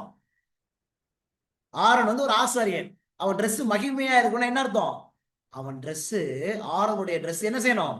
தேவனுடைய குணத்தை வெளிப்படுத்தும். புரிஞ்சு முடியுதுங்களா? இன்னும் அந்த அந்த வசனத்தை பாருங்க. பார்த்தோன்னே சொல்லணும், இந்த பிள்ளை இந்த ட்ரெஸ் போட்டிருக்கா, இது இயேசுவின் பிள்ளை, இது இயேசுவின் குணத்தை உடைய பிள்ளைன்னு சொல்லணும். இன்னைக்கு எக்ஸோடஸ் 28ல திருப்பி இன்னொரு வார்த்தை, என்ன வார்த்தை வருது? இன்னொரு வார்த்தை அலங்காரம். தமிழ்ல என்ன வார்த்தை வருது? அலங்காரமா இருக்கும். இருக்குதாமா? உன் சகோதரனாகிய ஆரோனுக்கு மகிமையும் அலங்காரமா இருக்கும் பொருட்டு பரிசுத்த வஸ்திரங்களை உண்டு பண்ணுவாயாக. அலங்காரம்னு சொல்றாரு. அலங்காரம்னா என்ன? வேதாகமத்துல அலங்காரம்னா என்ன? அப்படியே பேதுரு புஸ்தகம் போங்க. அப்படியே 1 பேதுரு புஸ்தகம் 3ஆம் அதிகாரம் 3வது வசனம், 4வது வசனம். 1 Peter chapter 3, 1 Peter chapter 3 verses 3 and 4. 1 Peter chapter 3 verse 3 and 4. 1 பேதுரு 3ஆம் அதிகாரம் 3வது வசனம் 4வது வசனம். 1 Peter chapter 3 verse 3 and 4. இங்க பாருங்களேன். மயிரை பின்னி பொன்னான ஆபரணங்களை அணிந்து உயர்ந்த வஸ்திரங்களை உடுத்திக் கொள்ளுதலாகிய புறம்பான அலங்கரிப்பு உங்களுக்கு அலங்காரமாயிராமல் அழியாத அலங்கரிப்பாயிருக்கிற சாந்தமும் அமைதலும் உள்ள ஆவியாகிய இருதயத்தில் மறைந்திருக்கிற குணமே உங்களுக்கு அலங்காரமாய் இருக்க கடவது. அதுவே தேவனுடைய பார்வையில் விலையேறப்பட்டது. எல்லாரும் இந்த வசனத்தை மனப்பாடம் பண்ணணும், மெமரைஸ். எது தேவனுடைய பார்வையில் விலையேறப்பட்டதான்? நல்ல உயர்ந்த ட்ரெஸ் போடுறது விலையேறப்பட்டது கிடையாது. புறம்பான அலங்கரிப்பு. இன்னைக்கு கண்ணாடியில 1 மணி நேரம் 2 மணி நேரம் செலவழிக்கிறது, பைபிள்ல 10 நிமிஷம் கூட இருக்கிறது இல்ல. அப்புறம் எதுக்கு அந்த அலங்காரம்? வீண் அலங்காரம். இப்ப புரிஞ்சு முடியுதுங்களா? மேக்கப் போடுறதுக்கும் அந்த ட்ரெஸ்ஸை சூஸ் பண்றதுக்கும் குளிச்சுட்டு வர்றதுக்கு 1 மணி நேரம் 2 மணி நேரம் ஆகி போயிருதுங்க. ஆனா ஜெபம் பண்றதுக்கு, பைபிள் படிக்கிறதுக்கு மனசே வர மாட்டுது. 1/2 மணி நேரம் முழங்கால் போடுறதுக்கு மனசு வர மாட்டுது. ஏன்னா நம்ம பார்வையில் எது அலங்காரமா இருக்குது? பிசிக்கல் பியூட்டி தான் அலங்காரமா இருக்கு. அதான் ஆண்டவர் சொல்றாரு, எப்பா அது உனக்கு அலங்காரம் இல்லப்பா, அது தேவனுடைய பார்வையில் அலங்காரம் இல்ல. எது பார்வையில் அலங்காரம் சொல்றாரு இந்த வசனம் பாருங்க. சாந்தமும் அமைதலும் உள்ள ஆவியாகிய இருதயத்தில் மறைந்திருக்கிற குணமே. பாருங்க, தமிழ்ல ரொம்ப அழகா டிரான்ஸ்லேட் பண்ணிருக்காங்க. குணமே உனக்கு என்னது? அலங்காரம். இப்ப ஆரோனுடைய ட்ரெஸ் எப்படி இருக்கணுமா? எக்ஸோடஸ் 28 verse 2 அதை விட்டுறக்கூடாது. யாத்திராகமம் 28:2 என்ன சொல்லுது? ஆரோனுடைய ட்ரெஸ் எப்படி இருக்கணும்? மகிமையும் அலங்காரமா இருக்கணும். அப்படின்னு என்ன அர்த்தம்? இப்ப சொல்லுங்க, அப்படின்னு அர்த்தம் ஆரோனுடைய ட்ரெஸ் சாந்தத்தை வெளிப்படுத்தணும். ஆரோனுடைய ட்ரெஸ் அமைதல், ஆரோனுடைய ட்ரெஸ் என்ன செய்யணும்? அமைதல் உள்ள ஆவியை வெளிப்படுத்தணும். ஆரோனுடைய ட்ரெஸ் தேவனுடைய குணத்தை வெளிப்படுத்தணும். அதுதான் தேவனுடைய பார்வையில வெளியேற பெற்றது. நம்ம நினைக்கிறோம் நல்ல உயர்ந்த பிராண்டட் ட்ரெஸ்ஸை போட்டோம்னா நம்ம தான்ப்பா விலையேற பெற்றவங்க நம்ம நினைக்கிறோம். ஆண்டவர் சொல்றாரு அதெல்லாம் ஒண்ணும் கிடையாது. இப்ப என் பார்வையில் வெளியேற பெற்றது எது? இந்த சாந்தம், அமைதியில் உள்ள ஆவி, குணம். அப்ப ஆரோன்ட்ட ஆண்டவர் என்ன சொல்றாங்க? ஆரோன் மோசே சொல்றாரு, எப்பா உன் ஆரோனுடைய ட்ரெஸ் எப்படி இருக்கணும்? மகிமையும் அலங்காரமா இருக்கணும். ஒரு சில பேர் இந்த வசனத்தை எடுத்த உடனே என்ன சொல்லுவாங்க தெரியுமா? எப்பா அது ஆசாரிய ட்ரெஸ்ஸுப்பா, நமக்கெல்லாம் கிடையாதுப்பா, நம்மளாம் ஆசாரியர்கள் கிடையாதுப்பா. நீங்க நினைக்கிறீங்க நம்மளாம் இந்த காலத்து ஆசாரியர்களே இல்லையா? 1 Peter chapter 2 verse 9 நியூ டெஸ்டமென்ட்க்கு வந்துருவோம். 1 Peter chapter 2 verse 9 நம்மளெல்லாம் ஆண்டவர் எதுக்கு அழைச்சிருக்கிறாரு? 1 பேதுரு 2ஆம் அதிகாரம் 9வது வசனம். 1 Peter chapter 2 verse 9. நீங்களோ உங்களை அந்தகாரத்தினின்று தம்முடைய ஆச்சரியமான ஒளியின் இடத்திற்கு வரவழைத்தவருடைய புண்ணியங்களை அறிவிக்கும்படிக்கு தெரிந்து கொள்ளப்பட்ட சந்ததியும் ராஜரியமான ஆசாரிய கூட்டமாயும். அப்படித்தானே? ராயல் பிரீஸ்ட்ஹுட், அப்படித்தானே? ஆசாரிய கூட்டம். நம்ம இப்ப சொல்லுங்க, நம்ம ட்ரெஸ் எப்படி இருக்கணும் இன்னைக்கு? நான்லாம் சில நேரத்துல இந்த கிளாஸ் எடுக்கும்போது, ஏன் நாங்க லெகிங்ஸ் போடக்கூடாது, ஏன் நாங்க டிஷர்ட் போடக்கூடாது, ஏன் நாங்க ஜீன்ஸ் போடக்கூடாது, ஏன் நாங்க ஸ்லீவ் போடக்கூடாது, ஏன் நாங்க ஓட்ட பேண்ட போடக்கூடாது, அங்க எங்கேயும் ஏன்னா உலகம் போடுதுல. ஏன்னா உலகம் போடதானே செய்யுது. Never ever compare with the world because you are completely different than the world. நீங்க உலகம், அந்த நடிகர் போடுறாங்க, அந்த ஹீரோ போடுறாரு, நான் தான் பாக்குறேன், சினிமால பாக்குறேன், அங்க பாக்குறேன், இங்க பாக்குறேன். என்னுடைய காப்பி சினிமா கிடையாது. என்னுடைய காப்பி அந்த பொண்ணு, இந்த பொண்ணு, அந்த நடிகை, அந்த நடிகர் அல்ல. என்னுடைய காப்பி என்னது? வேர்ட் ஆஃப் காட், என்னுடைய வசனம். அப்ப என் பிள்ளைங்க, என் பசங்க சில நேரம் இப்படி கேட்கும்போது நான் சொல்லிடுவேன், எப்பா Read Exodus chapter 28 verse 2. யாத்திராகமம் 28:2. நீ போடக்கூடிய எந்த Dress தேவனுடைய குணத்தை வெளிப்படுத்துதான் நீ பாரு. இப்படி வெளிப்படுத்துதான் நீ ட்ரெஸ் போடு. அதர்வைஸ் நான் சாய்ஸே வேற எதுவுமே சொல்றது இல்லை. இல்லட்டா 1008 கேள்வி வரும் நமக்கு. நீ போடக்கூடிய Dress நீ வெளியில போகும்போது இவன் இயேசுவின் பிள்ளை சொல்ற அளவுக்கு உன் Dress இருந்துச்சுன்னா அது ஓகேப்பா, நீ கரெக்ட் Dress. ஆண்டவருடைய பார்வையில் அது வெளியேறப்பட்டதா இருக்கணும் அந்த Dress. அப்படின்னு அர்த்தம். ஆண்டுடைய பார்வையில எப்ப வெளியேறப்பட்டதா இருக்கும்? அந்த Dress என்னைக்கு தேவனுடைய குணத்தை வெளிப்படுத்துதோ அன்னைக்கே அவருடைய பார்வையில வெளியேறப்பட்டதா இருக்கும். அப்ப நம்ம போடக்கூடிய ஆடை தேவனுடைய குணத்தை வெளிப்படுத்துது அப்படின்னா நீங்க அந்த Dress போடலாம். நான் சொல்லிடுவேன், போட்டுக்க. நீங்களே ஆண்டோட பிரேயர் பண்ணி, ஆண்டவரே does it represent the character of God? ஆண்டவரே இந்த ஆடை உங்களுடைய குணத்தை வெளிப்படுத்தா. துணி கடைக்கு போய் நீ உட்கார்ந்து இருக்கும் போது முதலாவது என் கண்ணுக்கு எது பிடிச்சிருக்கோ அப்படி வாங்காம இந்த Dress, இந்த ஸ்லிப்பர், இந்த காரியம், சின்ன கிளிப்பு எதுவா இருந்தாலும் அது ஆண்டோடைய குணத்தை வெளிப்படுத்துதா. அவன் தான் உண்மையான ஆசாரிய கூட்டம். சரிங்களா? அதான் ஆண்டவர் சொல்றாரு ஆரோனுக்கு, ஆரோனுக்கு என்ன செய்யணுமா? உன் சகோதரனாகிய ஆரோனுக்கு மகிமையும் அலங்காரமா இருக்கும் போது பரிசுத்த வஸ்திரங்களை உண்டு பண்ணணும். அதோடு கூட வேற என்ன சொல்றாரு அப்படின்னு நீங்க கொஞ்சம் நீங்க பாருங்களேன்.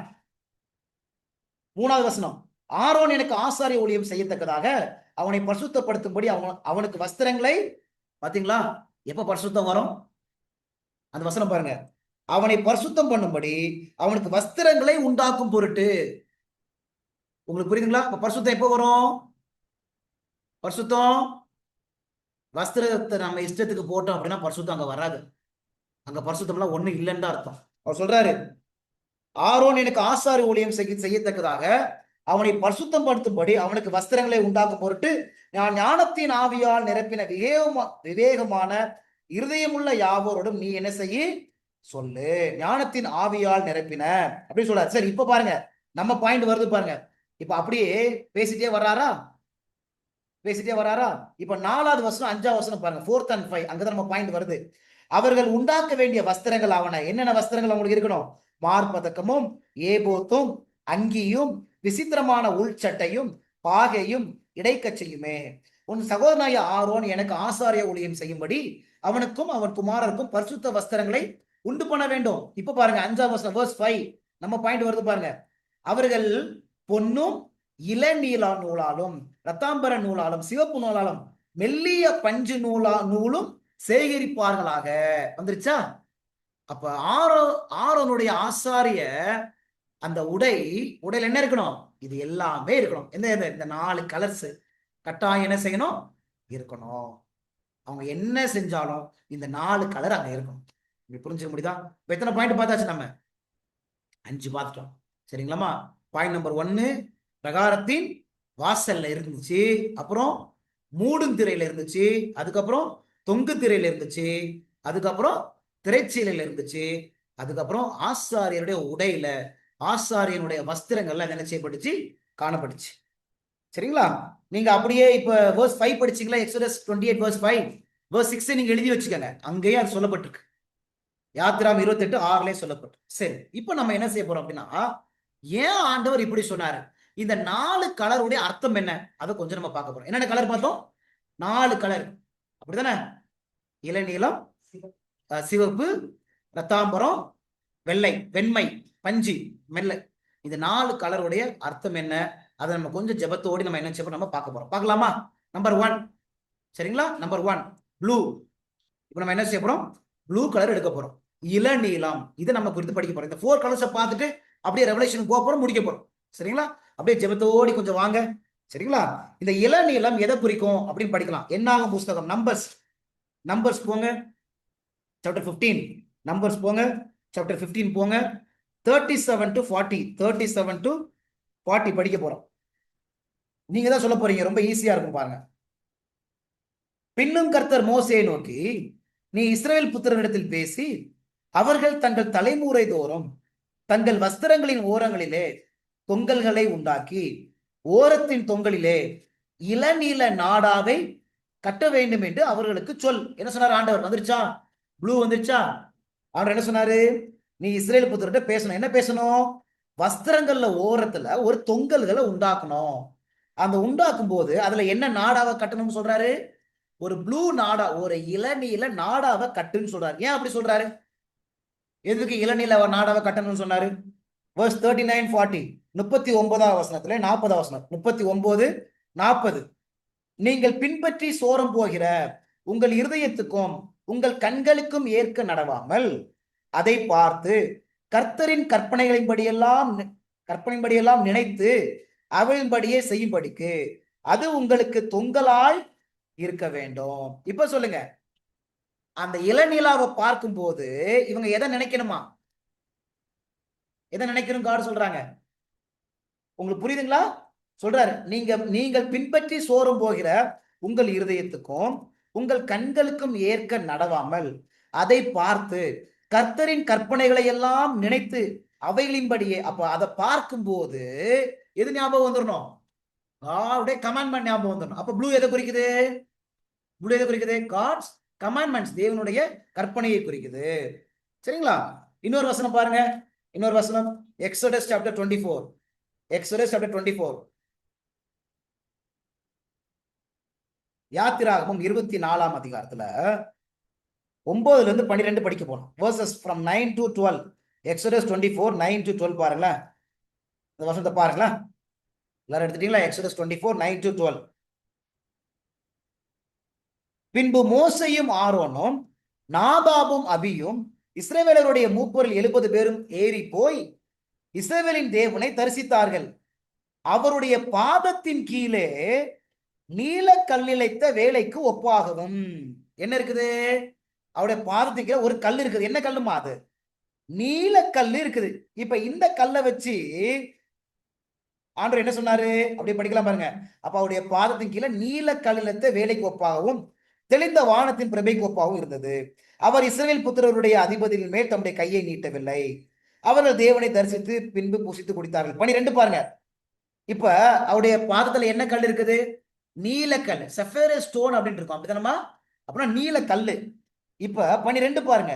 அப்பொழுது கர்த்தர் மோசேயை நோக்கி, நீ மலையின் மேல் என்னிடத்திற்கு ஏறி வந்து அங்கே இரு, நான் உனக்கு கற்பலகைகளையும் நீ அவர்களுக்கு உபதேசிப்பதற்கு நான் எழுதின நியாய பிரமாணத்தையும் கற்பனைகளையும் கொடுப்பேன். இப்ப நீங்க சொல்லுங்க, ஏசப்பா வந்து அந்த கற்பலகை, அந்த கல் இருக்கா, ஸ்டோன்ஸ், டேபிள்ஸ் ஆஃப் ஸ்டோன் சொல்றல, அந்த ஸ்டோன் என்ன கலரு?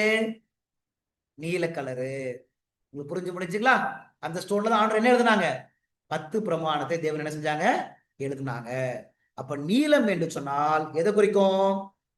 தேவனுடைய பிரமாணத்தை குறிக்கும். தேவனுடைய பிரமாணம்னா என்ன? நம்ம படிச்சிருக்கிறோம் ஏற்கனவே, ஒரு டாபிக் படிச்சுமே, law is equal to love. அப்ப தேவனுடைய பிரமாணம் என்று சொன்னால் என்ன அர்த்தம்? தேவனுடைய அன்பு. அப்ப தேவனுடைய அன்புனா என்ன அர்த்தம்? அவருடைய குணம். அன்பு என்பது தேவனுடைய குணம். தேவன் அன்பாகவே இருக்கிறார். அப்படித்தானே? 1 John chapter 4 verse 8ல என்ன படிக்கிறோம்? 1 யோவான் 4:8ல என்ன படிக்கிறோம்? தேவன் அன்பாகவே இருக்கிறார். கற்பனை is equal to love, law is equal to love. எந்த வசனம்? 1 தீமோத்தேயு 1 verse 5. 1 தீமோத்தேயு 1ஆம் அதிகாரம் 5வது வசனம். சரிங்களா? இப்ப எதுக்கு நான் இந்த காரியம்லாம் உங்களுக்கு சொன்னேன்? அப்ப ப்ளூ என்பது எது குறிக்குது? தேவனுடைய கற்பனை. தேவனுடைய கற்பனைனா அவரோட அர்த்தம் என்ன? 1 தீமோத்தேயு 1:5ல என்ன அர்த்தம்? அன்பு. அப்ப தேவனுடைய கற்பனைனா அன்பு. அன்புனா என்ன அர்த்தம்? அவருடைய குணம். 1 John 4:8, 1 யோவான் 4:8ல தேவன் அன்பாகவே இருக்கிறார். அப்ப தேவனுடைய கற்பனை என்று சொன்னால் தேவனுடைய குணம். அன்பு தேவனுடைய குணத்தை குறிக்குது. சரிங்களா? கற்பனையும் தேவனுடைய குணத்தையும் நம்ம என்ன செய்ய முடியாது? பிரிக்க முடியாது. அப்ப அந்த ப்ளூ, அந்த இளநீலம் எதை குறிக்குது? கற்பனையை குறிக்குது. சரி, காருடைய சிங்காசனம், சிங்காசனம் எந்த கலர் தெரியுமா? சிங்காசனம் வசனம் படிக்குமா? எசேக்கியேல் 1ஆம் அதிகாரம் 26வது வசனம். எசேக்கியேல் 1ஆம் அதிகாரம் 26வது வசனம் போங்க. இப்ப நம்ம என்ன படிச்சோம்? அவருடைய பாதத்தின் கீழே அப்படிதானே படிச்சோம் நம்ம. அந்த இளநீல கல் இருக்குன்னு. எசேக்கியேல் chapter 1 verse 26. எசேக்கியேல் 1:26 பாருங்க.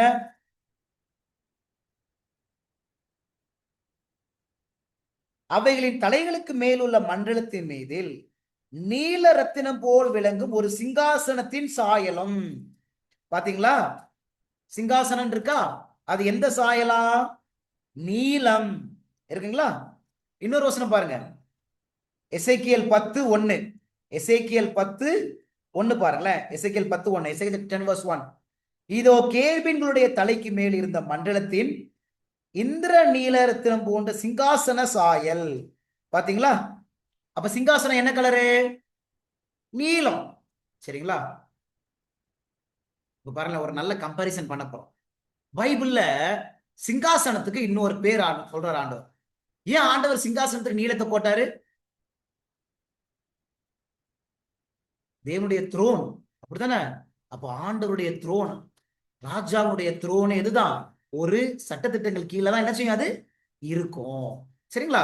பைபிள்ல இந்த சிங்காசனத்துக்கு இன்னொரு அர்த்தம் இருக்கு பாரு. ஏசப்பா சொல்றாரு பாருங்களேன், மத்தேயு 5ஆம் அதிகாரம் 34வது வசனம். Matthew chapter 5 verse 34.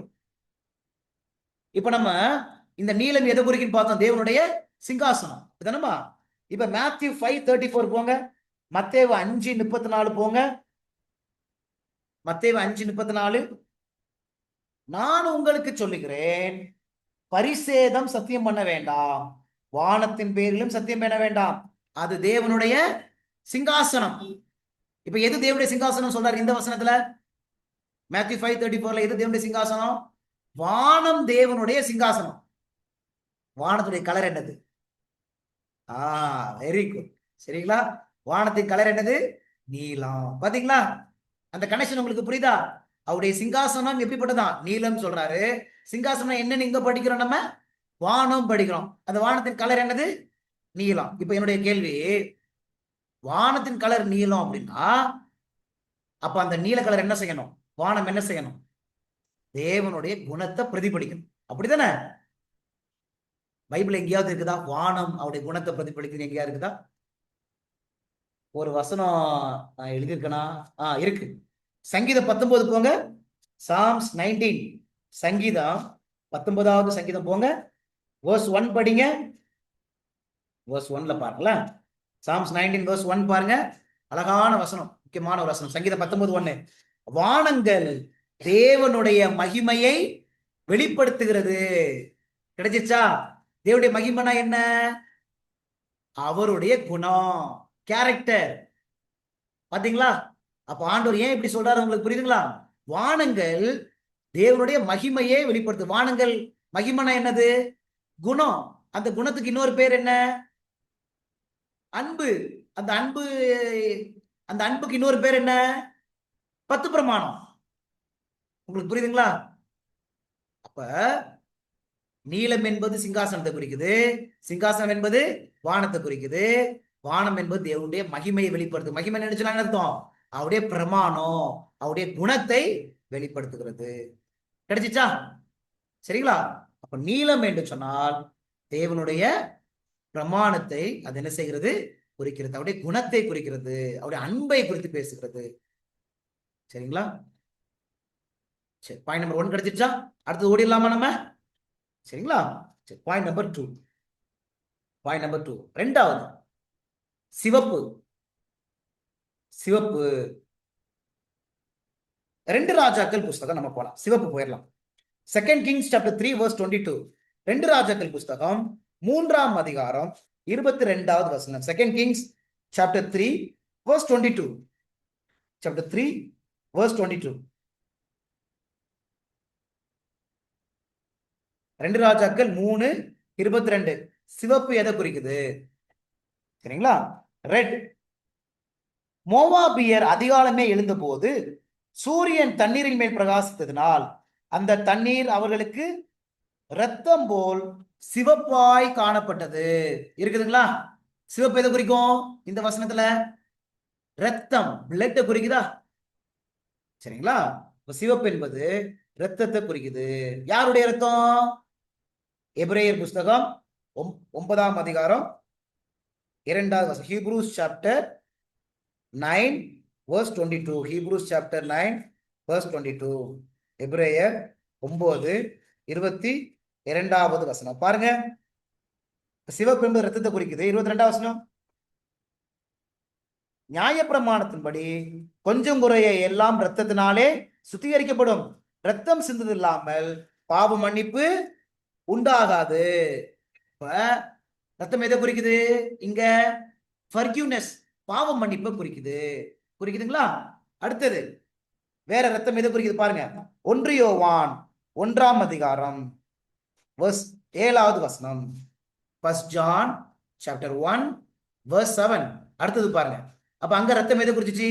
பாவ மன்னிப்பை குறிச்சிச்சு. இங்க பாருங்க 1 யோவான் 1 வசனம் 7 பாருங்க. அவர் ஒளியில் இருக்கிறது போல நாமும் ஒளியிலே நடந்தால் ஒருவர் ஐக்கியப்பட்டிருப்போம். அவருடைய குமாரனாகிய இயேசு கிறிஸ்துவின் ரத்தம் சகல பாவங்களையும் நீக்கி நம்மை சுத்திகரிக்கும். பாத்தீங்களா? இயேசு கிறிஸ்துவின் ரத்தம் சகல பாவங்களை நீக்கி சுத்திகரிக்கும். இந்த ரத்தம் எதை குறிக்கும்? கிளென்சிங். ரத்தம் எதை குறிக்குது? கிளென்சிங், சுத்திகரிப்பை குறிக்குது. யாருடைய ரத்தத்தை குறிக்குது? அதை விட்டுறக்கூடாது. இயேசுவின் ரத்தம் சகல பாவங்களை நீக்கி சுத்திகரிக்கும். அப்ப சிவப்பு என்பது இயேசுவின் ரத்தத்தை அது என்ன செய்கிறது? குறிக்கிறது. நீலம் என்பது இயேசுவின் குணத்தை குறிக்கிறது. சரிங்களா? Character reveals character of God, தேவனுடைய குணத்தை குறிக்கிறது. ரிவீல்ஸ் காட்ஸ் லவ், தேவனுடைய அன்பை வெளிப்படுத்துகிறது. இளநீலம் ப்ளூ தேவனுடைய குணத்தை, தேவனுடைய அன்பை வெளிப்படுத்துகிறது. அது மறந்துடக்கூடாது. வெறும் ப்ளூனா கற்பனை அது மாத்திரம் சொல்லிடக்கூடாது. ப்ளூனா எதை குறிக்குது? தேவனுடைய குணத்தை, தேவனுடைய அன்பை, இயேசுவின் குணத்தை, இயேசுவின் அன்பை. இப்ப இது எதை குறிக்குது? சிவப்பு இயேசுவினுடைய பாவ மன்னிப்பு, இயேசுவினுடைய சுத்திகரிப்பு. சரிங்களா? இன்னொன்னு பாருங்க, இந்த ரத்தம் எதை குறிக்குது? Joshua chapter 2 verse 17. யோசுவா 2ஆம் அதிகாரம் ஒரு கதை வருது. அங்க இந்த கதை எல்லாருக்கும் தெரியுமா? ஜோஷுவா சாப்டர் 2, யோசுவா 2ஆம் அதிகாரம் போங்க, 17வது வசனம். 17வது வசனம். இது யாருக்கு தெரியும்? இந்த கதை எல்லாருக்கும் தெரியும், அப்படித்தானே? ராகாப், கேள்விப்பட்டிருக்கீங்களா? சரிங்களா? யோசுவா 2:17. யோசுவா 2:17 பாருங்க. அப்பொழுது அந்த மனுஷர் அவளை நோக்கி, இதோ நாங்கள் தேசத்துக்குள் பிரவேசிக்கும் போது நீ இந்த சிவப்பு நூல் கயிற்றை எங்களுக்கு இறக்கிவிட்ட ஜன்னலிலே கட்டி உன் தகப்பனையும் உன் தாயையும் உன் சகோதரர்களையும் உன் தகப்பன் குடும்பத்தார் அனைவரையும் உன்னிடத்தில் உன் வீட்டிலே சேர்த்துக்கொள். இந்த கதை ஞாபகம் இருக்குதுங்களா? அந்த ஜன்னல்ல நீ என்ன செய்யணும்? சிவப்பு நூல் கயிற்றை நீ இறக்கி வைக்கணும். யார சொல்றாங்க? ராகாப்புடைய கதை. அதனால என்ன நடக்கும்? ராகாப்பும் அவங்க குடும்பங்களும் காப்பாற்றப்படுவாங்க. சோ மூன்றாவது ரத்தம் எதை குறிக்குது? அந்த சிவப்பு எதை குறிக்குது? ரிடம்ஷனை குறிக்குது, மீட்பை குறிக்குது. இவங்களாம் காப்பாற்றப்படுறாங்க, அப்படித்தானே? வசனம் கிடைச்சிச்சாமா? எக்ஸோடஸ் 2:17. அப்ப இந்த ஸ்டோரி எந்த ஸ்டோரி? ராகாப்புடைய ஸ்டோரி. இவங்க எந்த ஊர்ல இருக்கிறாங்க? எரிகோல இருக்கிறாங்க. எல்லாரும் தப்பிவிக்கப்படுறாங்க, எல்லாரும் கொல்லப்படுறாங்க. இவங்க குடும்பம் மாத்திரம் மீட்கப்படுது. எப்படி மீட்கப்படுது? அந்த சிவப்பு. அப்ப தேர்டு சிவப்பு எதை குறிக்குது? ரிடம்ஷனை குறிக்குது. ஃபோர்த் சிவப்பு எதை குறிக்குது? Exodus chapter 12. இது எதை குறிக்குது? எக்ஸோடஸ் சாப்டர் 12, யாத்திராகமம் 12ஆம் அதிகாரத்துக்கு போம். 12ஆம் அதிகாரத்துல இங்க சிவப்பு எதை குறிக்குது அப்படின்னு பாருங்க. 12ஆம் அதிகாரத்துல இது எதை குறித்து பேசுது? யாத்திராகமம் 12 ஞாபகம் இருக்குங்களா? முதல் பஸ்கா verse 11. சரி, நம்ம எங்க இருந்து படிக்க போறோம்? 5ல இருந்து படிக்கலாம். இந்த கதை ஞாபகம் இருக்குங்களா? எக்ஸோடஸ் 12 ஆண்டவர் என்ன சொன்னாங்க? இந்த எகிப்தில் இருக்கக்கூடிய இஸ்ரவேல் ஜனங்கள் எகிப்திலிருந்து அவங்க விடுதலை செய்யப்படணும் அப்படின்னா அவங்க என்ன செய்யணும்? இந்த 10வது வாதை ஆட்டுக்குட்டிய அவங்க அடித்து அந்த ரத்தத்தை என்ன செய்யணும்? திரைச்சீலையில பூசணும். ஞாபகம் இருக்குங்களா? அந்த கதை தான் இங்க சொல்லப்படுது. இங்க பாருங்களேன், யாத்திராகமம் 12ல 6வது வசனம். அதை இந்த மாதம் 14ஆம் தேதி வரைக்கும் வைத்திருந்து இஸ்ரவேல் சபையின் ஒவ்வொரு கூட்டத்தாரும் சாயங்காலத்தில் அதை அடித்து அதன் இரத்தத்தில் கொஞ்சம் எடுத்து தாங்கள் தங்கள் புசிக்கும் வீட்டு வாசல் நிலைக்கால்கள் இரண்டிலும் நிலையின் மேற்சட்டத்திலும் தெளித்து இருக்குங்களா? அப்படி நடக்கும்போது என்ன நடக்கும்? யாரெல்லாம் அந்த ரத்தத்தை தெளிச்சு பூசுறாங்களோ அவங்க வீடு என்ன செய்யப்படும்? வீட்டுல இருக்கிறவங்க எல்லாம் விடுதலை செய்யப்படுவாங்க. Deliverance, that is the fourth point. உங்களுக்கு புரிஞ்சுக்க முடியுதுங்களா? அப்ப ரத்தம் எதெல்லாம் குறிக்குது? 4 காரியத்தை குறிக்குது. the blood represents சிவப்பு. முதலாவது ரெட் ரெப்ரசன்ட்ஸ் blood. அப்ப the blood எதெல்லாம் குறிச்சிச்சுன்னு படிச்சோம். நம்பர் 1 forgiveness, சரிங்களா, பாவ மன்னிப்பு. நம்பர் 2 என்னது? கிளென்சிங், சுத்திகரிப்பு. நம்பர் 3 என்னது? ரிடம்ஷன், மீட்பு. நம்பர் 4 என்ன படிச்சோம் நம்ம? டெலிவரன்ஸ், விடுதலை. புரிஞ்சுக்க முடியுதுங்களா? அப்ப இந்த சிவப்பு என்பது இயேசுவின் ரத்தத்தினால என்னென்ன காரியம் நமக்கு நடக்குது என்பதை குறித்து பேசுது. இயேசுவின் ரத்தத்தினால நமக்கு பாவ மன்னிப்பு கிடைக்குது, இயேசுவின் ரத்தத்தினால நமக்கு சுத்திகரிப்பு கிடைக்குது, இயேசுவின் ரத்தத்தினால நமக்கு மீட்பு உண்டாயிருக்கிறது, இயேசுவின் ரத்தத்தினால நமக்கு என்ன கிடைக்குதுங்க? விடுதலை கிடைக்கிறது, பாவத்திலிருந்து விடுதலை கிடைக்குது என்று சொல்லி இந்த சிவப்பு குறிக்குது. சரிங்களா? மூன்றாவது போயிருவோமா? நம்ம கோப்புள் போயிருவோமா? மூன்றாவது போயிரும் வாங்க. அப்படியே ரத்தாம்பரம். மூன்றாவது என்னது? ரத்தாம்பரம். இந்த ரத்தாம்பரம் எதெல்லாம் குறிக்குது பாத்தீங்களா? உங்களால பார்க்க முடியுதா? ஒவ்வொரு காரியமும் ஒவ்வொரு கலரும் யாரை குறிக்குதாங்க? தேவனுடைய குணத்தை குறிக்குது, இயேசுவினுடைய அன்பை குறிக்குது. ஒவ்வொரு கலருமே இயேசுவானவர் நம்முடைய ரட்சிப்புக்காக ஆண்டவர் என்னென்ன செஞ்சாங்க அதை எல்லாவற்றையும் என்ன செய்தாங்க? கலரை குறிக்குது. இப்போ உங்களுக்கு புரியுதுங்களா? இந்த வாசஸ்தலம் நம்ம சொல்றோம்ல, இந்த ஆசரிப்பு கூடாரம், இந்த ஆசரிப்பு கூடாரம்லாம் யாரை பத்தி தெரியுமா? It is all about Jesus. The whole tabernacle, the whole sanctuary is all about Jesus. ஏன் ஆண்டவர் அப்படி செஞ்சாங்க? இஸ்ரேல் ஜனங்கள் என்ன செஞ்சிடக்கூடாது? இந்த ரட்சிப்பின் திட்டத்தை மறந்துடக்கூடாது என்பதற்காக தான் கலர் அடிச்சு, அதான் சொல்லுவாங்க அதுக்கு பேரு வண்ண கூடாரம் அப்படின்னு சொல்லுவாங்க. அது பேரு வண்ணங்கள் நிறைந்த கூடாரம், சாதாரண கூடாரமா ஆண்டவர் சொல்லல. அதனாலதான் நம்மளும் ஒரு ஆலயத்தை கட்டும் போது எல்லாம் என்ன இருக்கணும்? அங்க வண்ணங்கள் இருக்கணும். But that must represent something, the plan of salvation. ரட்சிப்பின் திட்டத்தை குறிக்கக்கூடிய சில வண்ணங்கள் நிறைந்த, நமக்கு நம்ம ஆலயத்துல வண்ணங்கள் இருக்கும், ஆனா அந்த வண்ணங்கள் எதை குறிக்குன்னு யாருக்கும் தெரியாது. சரிங்களா? ஆனா பாருங்க, ஆண்டவர் வாசஸ்தலத்தை கட்டும் போது இந்த வண்ணத்துல வை, இந்த வண்ணத்துல வை, ஸ்பெசிபிக்கா அங்க நீளத்தை வை, அங்க ரெட்டை வை, பற்புல வை. ஏன் ஆண்டவர் சொன்னாரு? ஒவ்வொரு முறையும் அவங்க அங்க வரும்போது அந்த வண்ணத்தை பார்க்கும்போது அவங்களுக்கு எது ஞாபகம் வரணும்? ரட்சிப்பின் திட்டம் ஞாபகத்துக்கு வரணும். அந்த இயேசுவானவர் அவங்களுக்காக என்னென்ன செய்ய போறாரு என்பது ஞாபகத்துக்கு வரணும், என்னென்ன செஞ்சிருக்கிறாரு ஞாபகத்துக்கு வரணும். சரிங்களா? இப்ப அடுத்தது போயிடும். சரிங்களா? பர்பிள், ரத்தாம்பரம். இந்த பர்பிள் வந்து இட்ஸ் மிக்ஸ்டு கலர், அப்படித்தானே? கூகுள்ல போயிட்டு பர்பிள் வந்து மிக்ஸ்டு கலரா இல்லையா? 2 கலர் மிக்ஸ் ஆனதான் பர்பிள் வரும். என்னென்ன கலரு? நல்ல கலர் தெரிஞ்சவங்க சொல்லுங்கப்பா. என்ன கலரு? 2 கலர் மிக்ஸ் பண்ணணும். கூகுள்ல போய் படிச்சீங்க அப்படின்னா red and blue, red and blue mix ஆனதான் பர்பிள் அப்படின்னு சொல்லுவாங்க. சரிங்களா? சிவப்பு பிளஸ் ப்ளூ 2 மிக்ஸ் ஆனா அது என்ன சொல்லுவாங்க? பர்பிள், ரத்தாம்பரம் சொல்லலாம். சரி, பைபிள் இந்த ரத்தாம்பரம் எதெல்லாம் குறிக்குது கொஞ்சம் நம்ம பார்த்துருவோமா? ரத்தாம்பரம் எதெல்லாம் குறிக்குது? Judges chapter 8 verse 26. நியாயாதிபதிகள் 8ஆம் அதிகாரம் 26வது வசனம். நியாயாதிபதிகள், ஜட்ஜஸ் சாப்டர் 8 verse 26. நியாயாதிபதிகள் 8ஆம் அதிகாரம் 26வது வசனம் பாருங்க.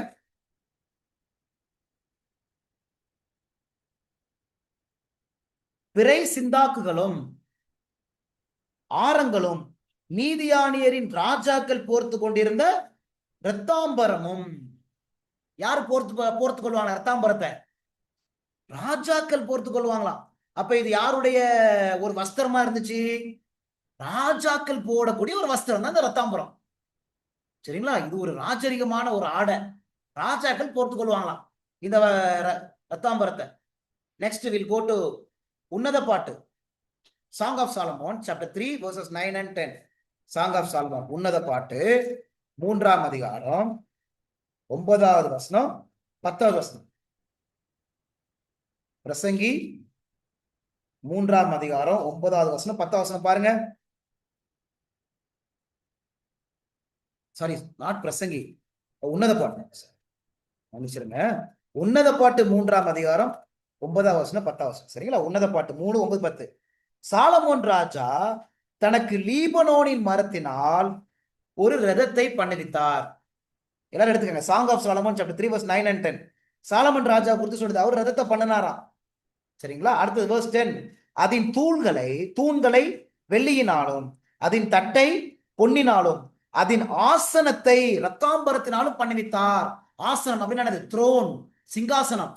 அப்ப ராஜாவுடைய சிங்காசனம் எதை குறிக்குதுமா? ரத்தாம்பரம், purple, throne of the king இருக்குங்களா? அடுத்தது Esther chapter 8 verse 15. Esther chapter 8 verse 15.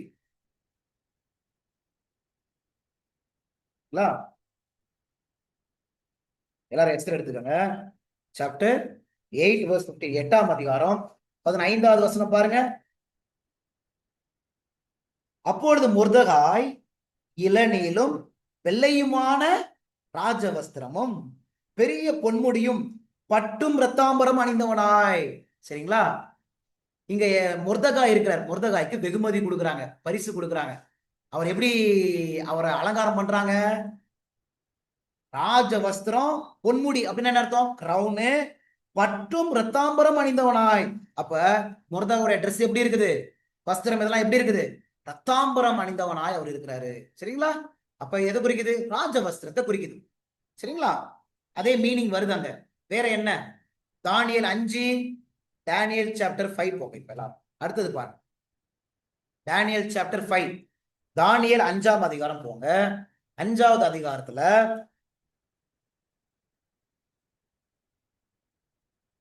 7வது வசனம் பாருங்க. 7வது வசனம் பாருங்க. ராஜா இப்ப தானியேல் 5ஆம் அதிகாரம் எதை பற்றியது? மேகனே படிச்சாச்சு. ஒரு சுவட்டுல ஒரு எழுத்து வந்துடும், அப்படித்தானே? அந்த எழுத்தை யாராலையும் வாசிக்க முடியாது. அப்ப தானியேலை கூப்பிடுறாங்க. தானியேலை கூப்பிட்ட உடனே இந்த ராஜா என்ன சொல்றாரு பாருங்க. verse 7, தானியேல் சாப்டர் 5 verse 7. ராஜா ஒருத்த சத்தமிட்டு ஜோசியரையும் கல்தேயரையும் குறி சொல்கிறவர்களையும் உள்ளே அழைத்து வரும்படி சொன்னான். ராஜா பாபிலோன் ஞானிகளை நோக்கி, இந்த எழுத்தை வாசித்து இதன் அர்த்தத்தை எனக்கு வெளிப்படுத்துறவன் எவனோ அவன் இரத்தாம்பரமும் கழுத்திலே பொற்சற்பணியும் தரிக்கப்பட்டு ராஜ்யத்திலே 3ஆம் அதிபதியா இருப்பான். அப்ப ரத்தாம்பரம்னா என்னது? யார் போடுவா அந்த ரத்தாம்பரத்தை? அதிபதி. 3ஆம் அதிபதியா இருப்பான். அதிபதிகள் போடுவாங்க. பிரின்சஸ் என்ன செய்வாங்க? ரத்தாம்பரம் போடுவாங்க. அதுவும் இவர் என்ன கொடுக்கிறாரு? இவரு ராஜா, நீ தானியேல் நீ பதில் சொன்ன அப்படின்னா இதெல்லாம் உனக்கு கிடைக்கும். அப்போ ஒரு பரிசு, ஒரு ராஜா வந்து ஒரு பரிசு கொடுக்கணும்னா எதை பரிசா கொடுப்பாங்க? இந்த ரத்தாம்பரத்தை ஒரு கிஃப்டா, ஒரு வெகுமதியா அவனுக்கு என்ன செய்வாங்க? கொடுப்பாங்க. கொடுத்தாங்களா? தானியேல் வந்து பதில் சொல்லிடுவார். அந்த சோட்டில் இருக்கக்கூடிய அர்த்தத்துக்கு பதில் சொல்லிடுவார். பதில் சொன்னே கொடுப்பாங்களா? verse 29 பாருங்க. verse 29 கொடுத்தாங்களா? verse 29. அப்பொழுது பெல்சாசார் தானியேலுக்கு இரத்தாம்பரத்தையும் அவனுடைய கழுத்தில் பொற்சர பணியையும் தரிப்பிக்கவும் எதை கொடுத்தாரு? இரத்தாம்பரத்தை கொடுத்தாரா? சரிங்களா? அப்ப பரிசு ராஜா, அப்ப வெகுமதின்னு அர்த்தம். ராஜா பரிசு கொடுக்கிறார், வெகுமதி கொடுக்கிறார். அப்ப இந்த வெகுமதி, ஒரு உயர்ந்த பதவி, ஒரு அதிபதி, இதுதான் என்னது? ரத்தாம்பரத்தை குறிக்கும். புரியுங்களா? அப்ப ரத்தாம்பரம் என்று சொன்னால் ராஜரிகத்தை குறிக்கும். கிங்லி ரோப்ஸ் குறிக்கும். கிங்லி அத்தாரிட்டியை குறிக்கும். ராஜரிக அத்தாரிட்டி அது குறிக்கும். சரிங்களா? ராஜரிக கிஃப்ட் அது குறிக்கும். Kingly gift. சரிங்களா? அப்ப kingly dress, kingly gift, kingly authority. சரிங்களா? ராஜரிக அதிகாரத்தை இது என்ன செய்யும்? குறிக்கும். இதுதான் என்னது? ரத்தாம்பரம். வேற என்ன குறிக்க ரத்தாம்பரம்? இன்னொன்னு இருக்கு பாருங்க. Look chapter 16 verse 19. Look chapter 16 verse 19. லூக்கா 16:19 பாருங்க. 16:19 பாருங்க. Look chapter 16 verse 19. ஐஸ்வர்யமுள்ள ஒரு மனுஷன் இருந்தான். அவன் ரத்தாம்பரமும் வெளியேறப்பட்ட வஸ்திரமும் தரித்து இருக்குதுங்களா? இது எதை குறிக்குது? ரத்தாம்பரம் எதை குறிக்குது? ரிச், ஐஸ்வர்யவான். சரி, நான் உங்களுக்கு சொன்னேன் ஏற்கனவே, நம்ம தேவன் எப்படிப்பட்டவரு? இந்த வாசஸ்தலம் எல்லாம் யாரை குறிக்குது? இயேசுவை குறிக்குது. அப்படித்தானே? அப்ப இயேசப்பா யாரா? இந்த ரத்தாம்பரத்தை வச்சு சொல்றாரு. அவர் யாரு? ராஜாதி ராஜா, அவர் கர்த்தாதி கர்த்தா, பரலோகத்தினுடைய கிஃப்ட் அவரு. அதனால முத்து அப்படின்னு சொல்றோம் நம்ம. பரலோகத்தினுடைய ஒரு பெரிய கிஃப்டே யார் தான்? இயேசு கிறிஸ்து. புரிஞ்சுக்க முடியுதா? he has every kingly authority. அவருக்கு ராஜரிக அதிகாரம் படைச்சவரு யாரு? இயேசுவானவரு. சரிங்களா? அப்ப அதனாலதான் இது ரத்தாம்பரத்தை குறித்து. அவர் ஐஸ்வர்யவானா இல்லையா ஏசப்பா? அவர் ஐஸ்வர்யவான். சரிங்களா? ஐஸ்வர்யவான இருந்தவர் தான் நமக்காக என்ன செஞ்சாரு? ஏழ்மையில அவர் பிறந்தாரு. சரிங்களா? அப்ப இதுல ஒவ்வொரு காரியமும் யாரை குறிக்குது? இயேசு கிறிஸ்துவை குறிக்குது. கிடைச்சிச்சா? நீங்க இதையும் புரிஞ்சுக்கணும். நீங்க வெறும் கலர் அர்த்தம் மாத்திரம் புரிஞ்சுக்க கூடாது. ஒவ்வொன்றும் எப்படி ஜீசஸ குறிக்குது. சரிங்களா? சரி, இப்ப கடைசி போயிருவோமா? நாலாவது கலர் என்னது? வெண்மை. நாலாவது கலர் என்னது? வெண்மை, ஒயிட், அந்த பஞ்சு. சரிங்களா? சரி, இப்ப இப்ப நீங்க சொல்லுங்க, கொஞ்சம் அதை மாத்திரம் பார்த்துட்டு ஓடிடுவோம். ரத்தாம்பரம் வந்து மிக்ஸ்டு கலர் அப்படின்னு சொன்னேன், அப்படிதானே? மிக்ஸ்டு கலர்னா என்னது? Red plus blue is equal to purple அப்படின்னு சொன்னேன், அப்படிதானே? ஒரு வசனம் படிக்கலாம். Matthew chapter 5 verse 10. இந்த ஈக்குவேஷன் கரெக்டா வருமான்னு பார்க்கலாம். Matthew chapter 5 verse 10. மத்தேயு 5:10 படிங்க. நீதி நிமித்தம், மேத்யூ சாப்டர் 5 verse 10, நீதி நிமித்தம் துன்பப்படுகிறவர்கள் பாக்கியவான்கள், பரலோக ராஜ்யம் அவர்களுடையது. இதுல இந்த ஈக்குவேஷன் வருதான்னு பாருங்க.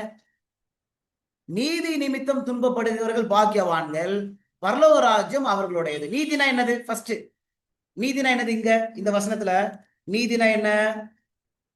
நீதி நிமித்தம் துன்பப்படுகிறவர்கள் பாக்கியவான்கள், அப்படிதானமா? நீதினா என்ன? Romans chapter 7 verse 12. ரோமர் 7ஆம் அதிகாரம் 12வது வசனம். Romans chapter 7 verse 12. நீதினா எதை குறிக்குது? ஆகையால் நியாய பிரமாணம் பரிசுத்தம் உள்ளதுதான், கற்பனையும் பரிசுத்தமாயும் நீதியாயும். அப்ப நீதினா என்னது? சரி, இப்ப ப்ளூ கிடைச்சிச்சா? இப்ப நம்ம ஈக்குவேஷன் என்ன? நம்ம equation blue plus red is equal to என்னது? பர்பிள். சரிங்களா? ரெட் பிளஸ் ப்ளூ, ஏதோ ப்ளூ பிளஸ் ரெட் ஏதோ ஒன்று, பர்பிள் வந்துருது. இப்ப ப்ளூனா என்னன்னு இப்ப கண்டுபிடிச்சாச்சு. இந்த வசனத்தை பொறுத்த வரைக்கும் இதே ஈக்குவேஷன் இந்த வசனத்துல இருக்குதான் பார்க்க போறோம். நீதியின் மேல். நீதினா என்ன அர்த்தம்? தேவனுடைய கற்பனை. கண்டுபிடிச்சா? தேவனுடைய கற்பனை எந்த கலரு? ப்ளூ. கண்டுபிடிச்சாச்சா? சரி, அடுத்தது நீதி நிமித்தம் துன்பப்படுகிறவர்கள். இப்ப சொல்லுங்க, துன்பம் ரெட், அப்படிதானே? ரத்தம், அவர் சிந்துரன். அப்ப இயேசுவானவர் பல பாடுகளை அவர் என்ன செஞ்சாரு? அனுபவிச்சாரு. ரெட் வந்துருச்சா? அப்ப ரத்தம் என்பது துன்பத்தை குறிச்சு பேசுது. Suffering, talks about Christ suffering, அப்படிதானே? சரி, இப்ப நம்ம என்ன படிச்சோம்? பர்பிள் வரணும். இப்ப என்னம்மா? பர்பிள் வரணும். கிடைச்சிருச்சா? நீதியின் மேல், நீதி நிமித்த துன்பப்படுவர்கள் பாக்கியவான்கள். என்ன கிடைக்குமா? ஏன் பாக்கியவான்க? பிளஸட், பரலோக ராஜ்யம் அவர்களுடையது. பரலோக ராஜ்யம் கிஃப்ட் கிடைச்சிருச்சா நமக்கு? பரலோக ராஜ்யம் என்னது? நமக்கு அது கிஃப்ட். பர்பிள் என்னது? பர்பிள் என்ன படிச்சோம்? ராஜரிய கிஃப்ட், அப்படிதானே? ராஜா கொடுக்கக்கூடிய கிஃப்ட். பெல்சாசார் தானே கொடுத்தாரு. யாரு கொடுத்தாரு? தானியேலுக்கு கிஃப்ட் கொடுத்தாரா இல்லையா? என்ன கொடுத்தாரு? ரத்தாம்பரம் கொடுத்தாரா இல்லையா? நமக்கு நம்ம ராஜா யாரு? ஏசப்பா நமக்கு கிஃப்ட் கொடுக்க போறாரு. என்ன கிஃப்ட்? பரலோகம். அந்த ஈக்குவேஷன் கரெக்டா வந்துருச்சா? உங்களுக்கு புரிஞ்சு முடியுதா? நீதி நிமித்தம் துன்பப்படுகிறவர்கள் பாக்கியவான்கள், பரலோக ராஜ்யம் அவர்களுடையது. சரிங்களா? அப்ப ஏன் ஆண்டவர் அங்க ரத்தாம்பரம் போட்டாங்க? ஏன்னா அந்த ரத்தாம்பரம் வரணும் அப்படின்னா இயேசு கிறிஸ்துவானவர் ராஜாதி ராஜாவாக இந்த உலகத்துக்கு வரப்போறாரு, அப்படிதானே? இரண்டாம் வருகையில் இயேசுவானவர் ராஜாதி ராஜா ரத்தாம்பரமா வரப்போறாரு. அப்படி வரணும் அப்படின்னா முதலாவது ரெண்டு காரியம் இயேசுவானவர் செஞ்சாகணும். ஒண்ணு, நமக்காக இயேசுவானவர் உலகத்துல வந்து மரிக்கணும். ஒண்ணு. இன்னொன்னு, இந்த உலகத்துல வந்து 33 வருஷம் பாவம் செய்யாம அவரு வாழணும். அப்படின்னா 10 பிரமாணத்தின்படி வாழ்க்கை அவரு வாழணும். ஏன்னா ஒரு ஆட்டுக்குட்டி அடிக்கப்படணும்னா அந்த ஆட்டுக்குட்டி எப்படி அடிக்கப்படணும்? நல்ல ஆட்டுக்குட்டியா கெட்ட ஆட்டுக்குட்டியா? குற்றமற்றதா இருக்கக்கூடிய ஆட்டுக்குட்டி தான் அடிக்கப்படணும், அப்படிதானே? ஒரு பாவி வந்து பழைய ஏற்பாட்டுல ஒரு ஆட்டுக்குட்டி எடுத்து பலி செலுத்துறானா எப்படிப்பட்ட ஆட்டுக்குட்டியாவை எடுத்துட்டு வரணும்? வித்வுட் பிளெமிஷ், அதுல ஒரு குற்றம் இருக்க கூடாது. அப்ப இயேசு கிறிஸ்துவானவர் சிலுவையில மரிக்கணும்னா அவர் எப்படி மரிக்கணும்? பாவம் செஞ்சுட்டா மரிக்கணும்? ஒரு பாவம் செஞ்சு கூட, அப்படி செஞ்சிருந்தார், ஒரு பாவம் செஞ்சிருந்தா கூட is not qualified to be a perfect offering. ஒரு பரிபூர்ண காணிக்கை அவர் மரிக்க முடியாது. அப்ப அவர் ரத்தாம்பரமா வரணும். அப்படின்னா அவர் ரத்தாம்பரம்னா ராஜாதி ராஜாவாக அவர் வரப்போறாரா இல்லையா? அது வரணும் அப்படின்னா 2 காரியம் முன்னாடி நடக்கணும். என்ன நடக்கணும்? 2 காரியம். ஒண்ணு, அவருக்கு பரிசுத்தமுள்ள வாழ்க்கை இந்த உலகத்துல வாழணும். பரிசுத்தமுள்ள வாழ்க்கை வாழ்ந்துட்டு அவரு மரிக்கணும், சஃபரிங்கா. 2மே அந்த ப்ளூ பிளஸ் ரெட் நடக்கணும். அப்படி நடக்கும் போது 3வது ப்ராசஸ் வரும். என்ன ப்ராசஸ் வரும்? ரத்தாம்பரம் வரும். புரிஞ்சுக்க முடியுதுங்களா? ஏன் ஆண்டவர் ரத்தாம்பரத்தை போட்டாரு அப்படின்னு உங்களுக்கு புரிஞ்சுக்க முடியுதுங்களா? அப்ப ஒரு சன் ஆஃப் மேனா வாழணும், ஒரு சஃபரரா வாழணும், பல பாடுகளை அவர் அனுபவிக்கணும். அதுக்கப்புறம் ராஜாதி ராஜாவா அவர் என்ன செய்ய முடியும்? வர முடியும். அதனாலதான் மிக்ஸ்டு கலர், ஒரு கலவையை ஆண்டவர் அங்க என்ன செஞ்சிருக்கிறாங்க? உண்டு பண்ணிருக்கிறாங்க. சரிங்களா? கடைசி பாயிண்ட் என்னது? ஒயிட். இந்த வெள்ளை எதை குறிக்கும்? ஈஸியா நீங்க தான் சொல்ல போறீங்க. இந்த வெள்ளை எதை குறிக்கும்? தானியேல் 7ஆம் அதிகாரம் 9ஆம் வசனம். ஒரு 4 வசனம் கொஞ்சம் வேகமா போலாமா? Daniel chapter 7 verse 9 போங்க. Daniel chapter 7 verse 9. தானியேல் 7 9ஆம் வசனம் பாருங்க. நான் பார்த்து கொண்டிருக்கையில் சிங்காசனங்கள் வைக்கப்பட்டிருந்தது. நீண்ட ஆயுசுள்ளவர் வீட்டிருந்தார். அவருடைய வஸ்திரம் உறைந்த மலையை போலவும் அவருடைய சிரசின் மயிர் வெண்மையாகவும் பஞ்சை போல துப்புரவாகவும் இருந்தது. சரிங்களா? இது எதை யாரை குறித்து பேசுது? தானியேல் 7ஆம் 9ஆம் வசனம் யாரை குறித்து பேசுது? பிதாவினுடைய ancient of days. Ancient of டேஸ்னா யாரை குறிக்கும்? பிதாவை குறிக்கும். நீண்ட ஆயுசுள்ளவர். அப்ப பிதாவுடைய வஸ்திரத்தை குறித்து பேசும்போது உறைந்த மலை எப்படி இருக்கும்? சரி, வெண்மையா இருக்கும், ஒயிட்டா இருக்கும், அப்படித்தானே? அப்ப பிதாவினுடைய வஸ்திரத்தை குறித்து பேசும்போது வெண்மை, அவருடைய மயிரை குறித்து பேசும்போது, சிரசின் மயிரை குறித்து பேசும்போது எப்படி இருக்கான்? வெண்மை. சரிங்களா? அப்ப பிதா எப்படிப்பட்டவரு? வெண்மையானவர். இருக்குதுங்களா? சரிங்களா? அடுத்தது பாருங்க, மார்க் 9ஆம் அதிகாரம் 3ஆம் வசனம். Mark chapter 9 verse 3. Mark chapter 9 verse 3 பாருங்க. இது இயேசு கிறிஸ்துவை குறித்து பேசுது. மார்க் 9ஆம் அதிகாரம் 3ஆம் வசனம். இங்க டாக்ஸ் அபௌட் ஜீசஸ் கிரைஸ்ட். அவருடைய வஸ்திரம் உறைந்த மலையை போல பூமியிலே எந்த வண்ணானும் வெளுக்க கூடாத வெண்மையாய் பிரகாசித்தது. இது யாருடைய வஸ்திரம்? இது ஜீசஸ் உடைய வஸ்திரம். ஃபர்ஸ்ட் யாருடைய வஸ்திரம் பார்த்தோம்? நம்ம பிதாவுடைய வஸ்திரம் வெண்மையா இருக்கு. இது யாருடைய வஸ்திரம்? ஜீசஸ் உடைய வஸ்திரம். அடுத்தது பாங்களா? Matthew chapter 28 verses 2 and 3. Matthew chapter 28 verses 2 and 3. மத்தேயு 28ஆம் அதிகாரத்துல 2வது வசனம் 3ஆம் வசனம் பாருங்களேன். 2வது வசனம் 3ஆம் வசனத்துல இது யாருடைய வஸ்திரம் பாருங்க? இது யாருடைய வஸ்திரம் பாருங்க? சரிங்களா? Matthew 28 2 and 3. அப்பொழுது பூமி மிகவும் அதிரும்படி கர்த்தருடைய தூதன் வானத்திலிருந்து வந்து வாசல் இருந்த கல்லை புரட்டி தள்ளி அதன் மேல் உட்கார்ந்தான். அவனுடைய ரூபம் மின்னலை போலவும் அவனுடைய வஸ்திரம் உறைந்த மலையை போல வெண்மையாகவும் இருந்தது. இது யாருடைய வஸ்திரம்? தூதனுடைய வஸ்திரம். அப்ப பிதாவின் வஸ்திரம் வெண்மையா இருக்குது, இயேசுவின் வஸ்திரம் வெண்மையா இருக்குது, தூதனுடைய வஸ்திரம் வெண்மையா இருக்கு. இப்ப நம்ம பரலோகத்துக்கு போறோம், நம்ம வஸ்திரம் எப்படி இருக்கும்? ஹெவனுக்கு போனா நம்முடைய வஸ்திரம் எப்படி இருக்கும் பார்க்கலாமா? Revelation chapter 3. Revelation chapter 3 saints உடைய கிளாத் எப்படி இருக்கும்? ரெவலேஷன் 3 verse 5 பாருங்க. Revelation 3 verse 5. ஜெயம் கொள்ளுகிறவன் எவனோ அவனுக்கு வெண்வஸ்திரம் தரிக்கப்படும். கிடைச்சிச்சுங்களா? அப்ப செயின்ஸுக்கு எந்த வஸ்திரம் இருக்கும்? ஜெயம் கொள்ளுகிறவன் எவனோ அவனுக்கு என்ன வஸ்திரம் இருக்கும்? வெண்வஸ்திரம் தரிக்கப்படும். இப்ப சொல்லுங்க, வெண்மை எதை குறிக்கும்? இப்ப சொல்லிருங்க. ஆன்சர் கிடைச்சிச்சா? வெண்மை எதை குறிக்கும்? வஸ்திரத்தை குறிக்கும். பிதாவின் வஸ்திரம் வெண்மையா இருக்கான், இயேசுவின் வஸ்திரம் வெண்மையா இருக்கான், அப்புறம் தூதனின் வஸ்திரம் வெண்மையா இருக்கான், அப்புறம் யாருடைய வஸ்திரம் வெண்மையா இருக்கான்? பரிசுத்தவானுடைய வஸ்திரமும் வெண்மையா இருக்கான். அப்ப வெண்மை என்பது எதை குறிக்குது? வஸ்திரத்தை குறிக்குது. இப்ப இந்த வஸ்திரம்னா என்னன்னு கண்டுபிடிக்கணும். அப்படிதானம்மா? இது நம்ம கண்டுபிடிக்கல. இந்த வஸ்திரம்னா என்ன அப்படின்னு கொஞ்சம் நம்ம என்ன செய்யணும்? கண்டுபிடிக்கணும். போலாமா? அப்ப வெண்மை என்பது வஸ்திரத்தை குறிக்குது. சரிங்களா? Revelation chapter 19 verse 8. Revelation chapter 19 verse 8 போங்க. வெளிப்படுத்தல் 19ஆம் அதிகாரம் 8வது வசனம் போங்க. இங்க எதை குறிக்குது அப்படின்னு பாருங்க. Revelation chapter 19 verse 8.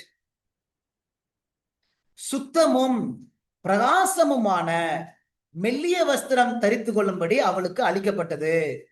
அந்த மெல்லிய வஸ்திரம் பரிசுத்தவான்களுடைய நீதிகளே. இப்ப சொல்லுங்க, இப்ப வஸ்திரம் எதை குறிக்குது? நீதியை குறிக்குது. கண்டுபிடிச்சீங்களா?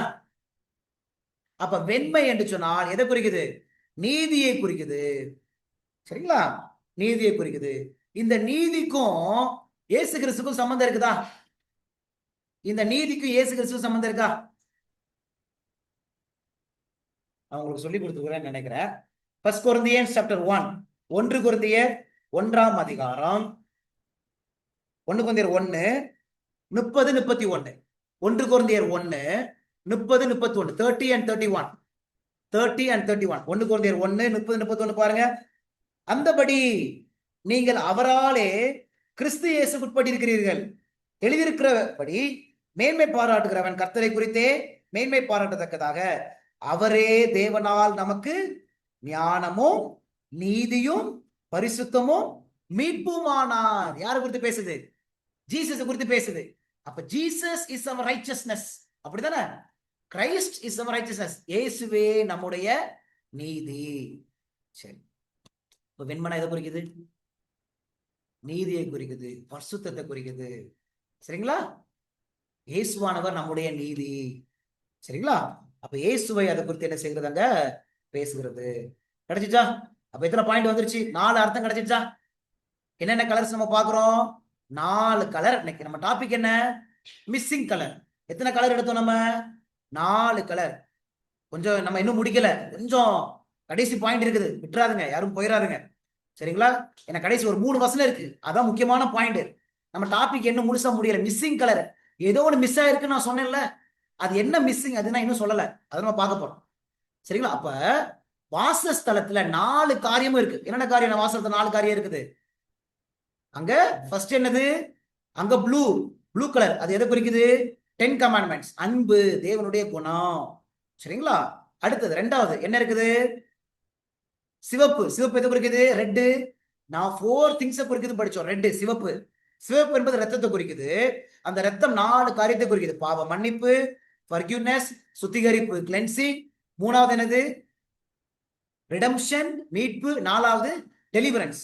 3வது பாயிண்ட் படிச்சோம். 3வது பாயிண்ட் என்னது? ரத்தாம்பரம், பர்பிள். எதை குறிக்குது படிச்சோம்? ராஜரிக அத்தாரிட்டி, அதிகாரம், ராஜரிக வல்லமை, ராஜாவை அது குறிக்குது.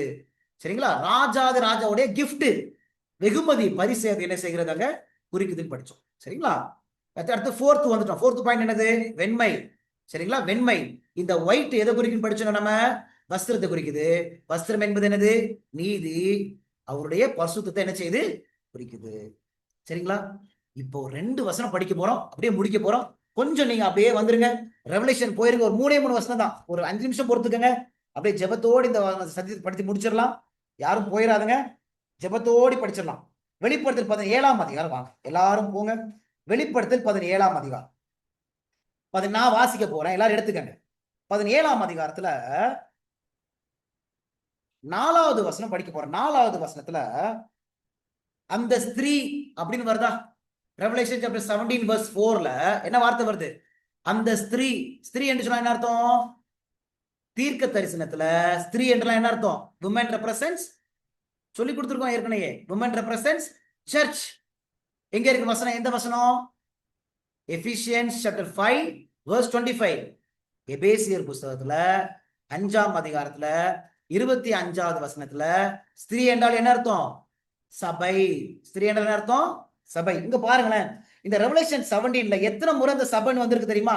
இந்த ஸ்திரீன்னு வந்திருக்கு தெரியுமா? இப்ப verse 4ல அந்த ஸ்திரீன்னு படிச்சீங்களா? verse 6 பாருங்க, அந்த ஸ்திரீ இருக்குதுங்களா? அந்த ஸ்திரீ இருக்குதுங்களா?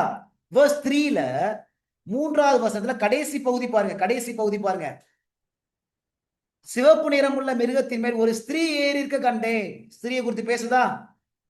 verse 7 பாருங்க, 7வது வசனம் பாருங்க. 7வது வசனத்துல அப்போது தூதனானவன் என்னை நோக்கி, ஏன் ஆச்சரியப்படுகிறாய்? இந்த ஸ்திரீனுடைய ரகசியத்தையும். ஸ்திரீயை குறித்து பேசுதா? ஸ்திரீ.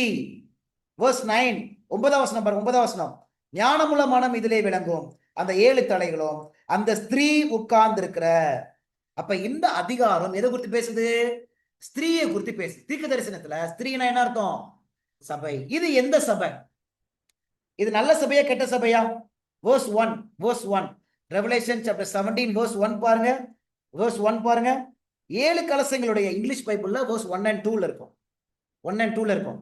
7 கலசங்களுடைய அந்த 7 தூதரில் ஒருவன் வந்து என்னோட பேசி, நீ வா, திரளான தண்ணீர்கள் மேல் உட்கார்ந்திருக்கிற மகா வேசியோட பூமியின் ராஜாக்கள் வேசித்தனம் பண்ணினார்களே, அவளுடைய வேசித்தனமாகிய மதுவால் பூமியின் குடிகளும் வெறி கொண்டிருக்கிறார்களே. நல்ல ஸ்திரியா கெட்ட ஸ்திரியா? வேதாகம் என்ன சொல்றது? மகா வேசி அப்படின்னு சொல்லுது. அப்ப இந்த ஸ்திரீ நல்ல ஸ்திரியா கெட்ட ஸ்திரியா?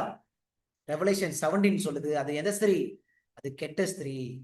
அப்ப ஸ்திரீ நாயனத்துக்கு ப்ராஃபஸில சபை. சபை என்ன? அப்ப இந்த சபை கெட்ட சபையா இல்லையா? ரெவலேஷன் 17ல சொல்லப்படக்கூடிய ரெவலேஷன் 17ல சொல்லக்கூடிய சபை என்ன சபை? மோசமான சபை.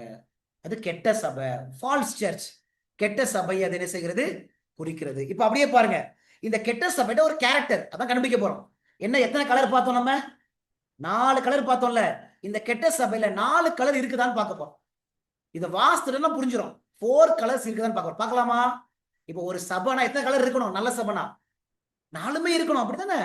தேவன் உண்டு பண்ணின வாசகத்துல 4 இது எல்லா லொகேஷன்ல வைக்கிறாரு. மூடு திரையில வைக்கிறாரு, தொங்கு திரையில வைக்கிறாரு, அப்படித்தானமா வாசல்ல வைக்கிறாரு. எல்லாத்தையும் அந்த கலர் இருக்கணும். இப்ப இந்த சபையில பாருங்க, 4வது வசனம் பாருங்க, verse 4 படிங்க. 4வது வசனத்துல, அந்த ஸ்திரீ இரத்தாம்பரமும் சிவப்பான ஆடையும் தரித்து பொன்னினாலும் ரத்தினங்களினாலும் முத்துகளினாலும் சிங்காரிக்கப்பட்டு. சரி, இப்ப இது இந்த ஸ்திரீ சிங்காரிக்குது, தன்னை அலங்கரிக்குது.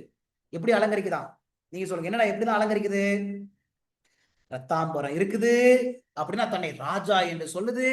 சிவப்பு, இயேசுவானவர் எனக்காக மரிச்சாரு, என்னை மீட்டாரு, எல்லாமே சொல்லுது. ஆனா அங்க என்ன இல்ல? அங்க என்ன இல்ல? நீலம் இருக்குதா? கொஞ்சம் பாருங்க, நீலம் இருக்குதா? இந்த ஸ்திரீட்ட என்ன இல்ல? நீலம் இல்ல. நம்ம ஆண்டவர் எவ்வளவு அன்பான ஆண்டவர் தெரியுமா? நம்ம யாரும் ஒரு மோசமான ஒரு பொய்யான சத்தியத்துக்குள்ள போயிடக்கூடாது. கடைசியில எந்த சபை கெட்ட சபை என்பதை ஆண்டவர் அடையாளப்படுத்துறாரு. எப்படி சொல்றாரு? எப்பா, அந்த சபை என்ன இருக்காது? நீலம் இருக்காது. நீளம்னா என்ன அர்த்தம்? 10 பிரமாணம். அந்த 10 பிரமாணம் அந்த சபையில என்ன செய்யாது? இருக்காது. மிஸ்ஸிங் கலர் கிடைச்சிருச்சா? தொலைந்து போன அந்த வண்ணம் கிடைச்சிருச்சா? இந்த 10 பிரமாணம் இருக்கும். ஆனா அந்த ஸ்திரீட்ட ரத்தம் இருக்கும். அந்த ஸ்திரீ சொல்லும், இயேசுவானவர் எனக்காக மரிச்சாரு, இயேசுவானவர் எனக்காக உயிர்ப்பிச்சார், உயிர் தெழுந்தார், இயேசுவானவர் தான் எனக்கு ரட்சிப்பு, மீட்பு, அதெல்லாம் அந்த ஸ்திரீ சொல்லும். அந்த ஸ்திரீ ரத்தாம்பரம், இயேசு தான் ராஜாதி ராஜா, கர்த்தாதி கர்த்தா, அதெல்லாம் அந்த ஸ்திரீ சொல்லும். அந்த ஸ்திரீ என்ன சொல்லிடும் அப்படின்னா, இயேசுவானவர் மடிச்சிட்டாரு, எல்லாத்தையும் நிறைவேற்றிட்டார். 10 பிரமாணம்லாம் அவசியம் இல்லை, 10 பிரமாணம்லாம் ஒளிஞ்சு போயிருச்சு, 10 பிரமாணத்தை ஆண்டவர் சிலுவையில ஒழிச்சிட்டாரு, 10 பிரமாணம்லாம் மாற்றம் வந்துருச்சு அப்படின்னு எந்த ஸ்திரீ தான் சொல்லும்? உண்மையான சபை அங்க சொல்லாது. பொய்யான சபை தான் அது என்ன செய்யும்? சொல்லும். ஒரு சில பேர் சொல்லுவாங்க, 10 பிரமாணத்துல ஒரு பிரமாணத்தை ஆண்டவர் ஒழிச்சிட்டாரு. எந்த பிரமாணத்தை ஒழிச்சிட்டாரு? ஓய்வு நாள் பிரமாணத்தை ஆண்டவர் வந்து ஒழிச்சிட்டாரு. 7ஆம் நாள் ஆகிய அந்த சனிக்கிழமை தான் பரிசுத்த ஓய்வு நாள். அதுதான் வேதாகம்படி உண்மை. அல்ல என்ன சொல்லுவாங்க? இயேசுவானவர் அந்த பிரமாணத்தை ஒழிச்சிட்டாரு, 1 மட்டும் ஒழிச்சிட்டாரு, 9 மாத்திரம் போதும். ஆனா யாக்கோபுல என்ன படிக்கிறோம்? இந்த ஒரு வசனம் வாசிட்டு அப்படியே நம்ம முடிக்க போறோம். யாக்கோபு 2ஆம் அதிகாரத்துல என்ன படிக்கிறோம்? யாக்கோபு 2:10வது வசனம். எப்படி எனில், ஒருவன் நியாயப்பிரமாணம் முழுமையும் கை கொண்டிருந்தோம், ஒன்றிலே தவறினால் எல்லாவற்றிலும் குற்றவாளியா இருப்பான். ஒரு நியாயப்பிரமாணம் முழுவதையும்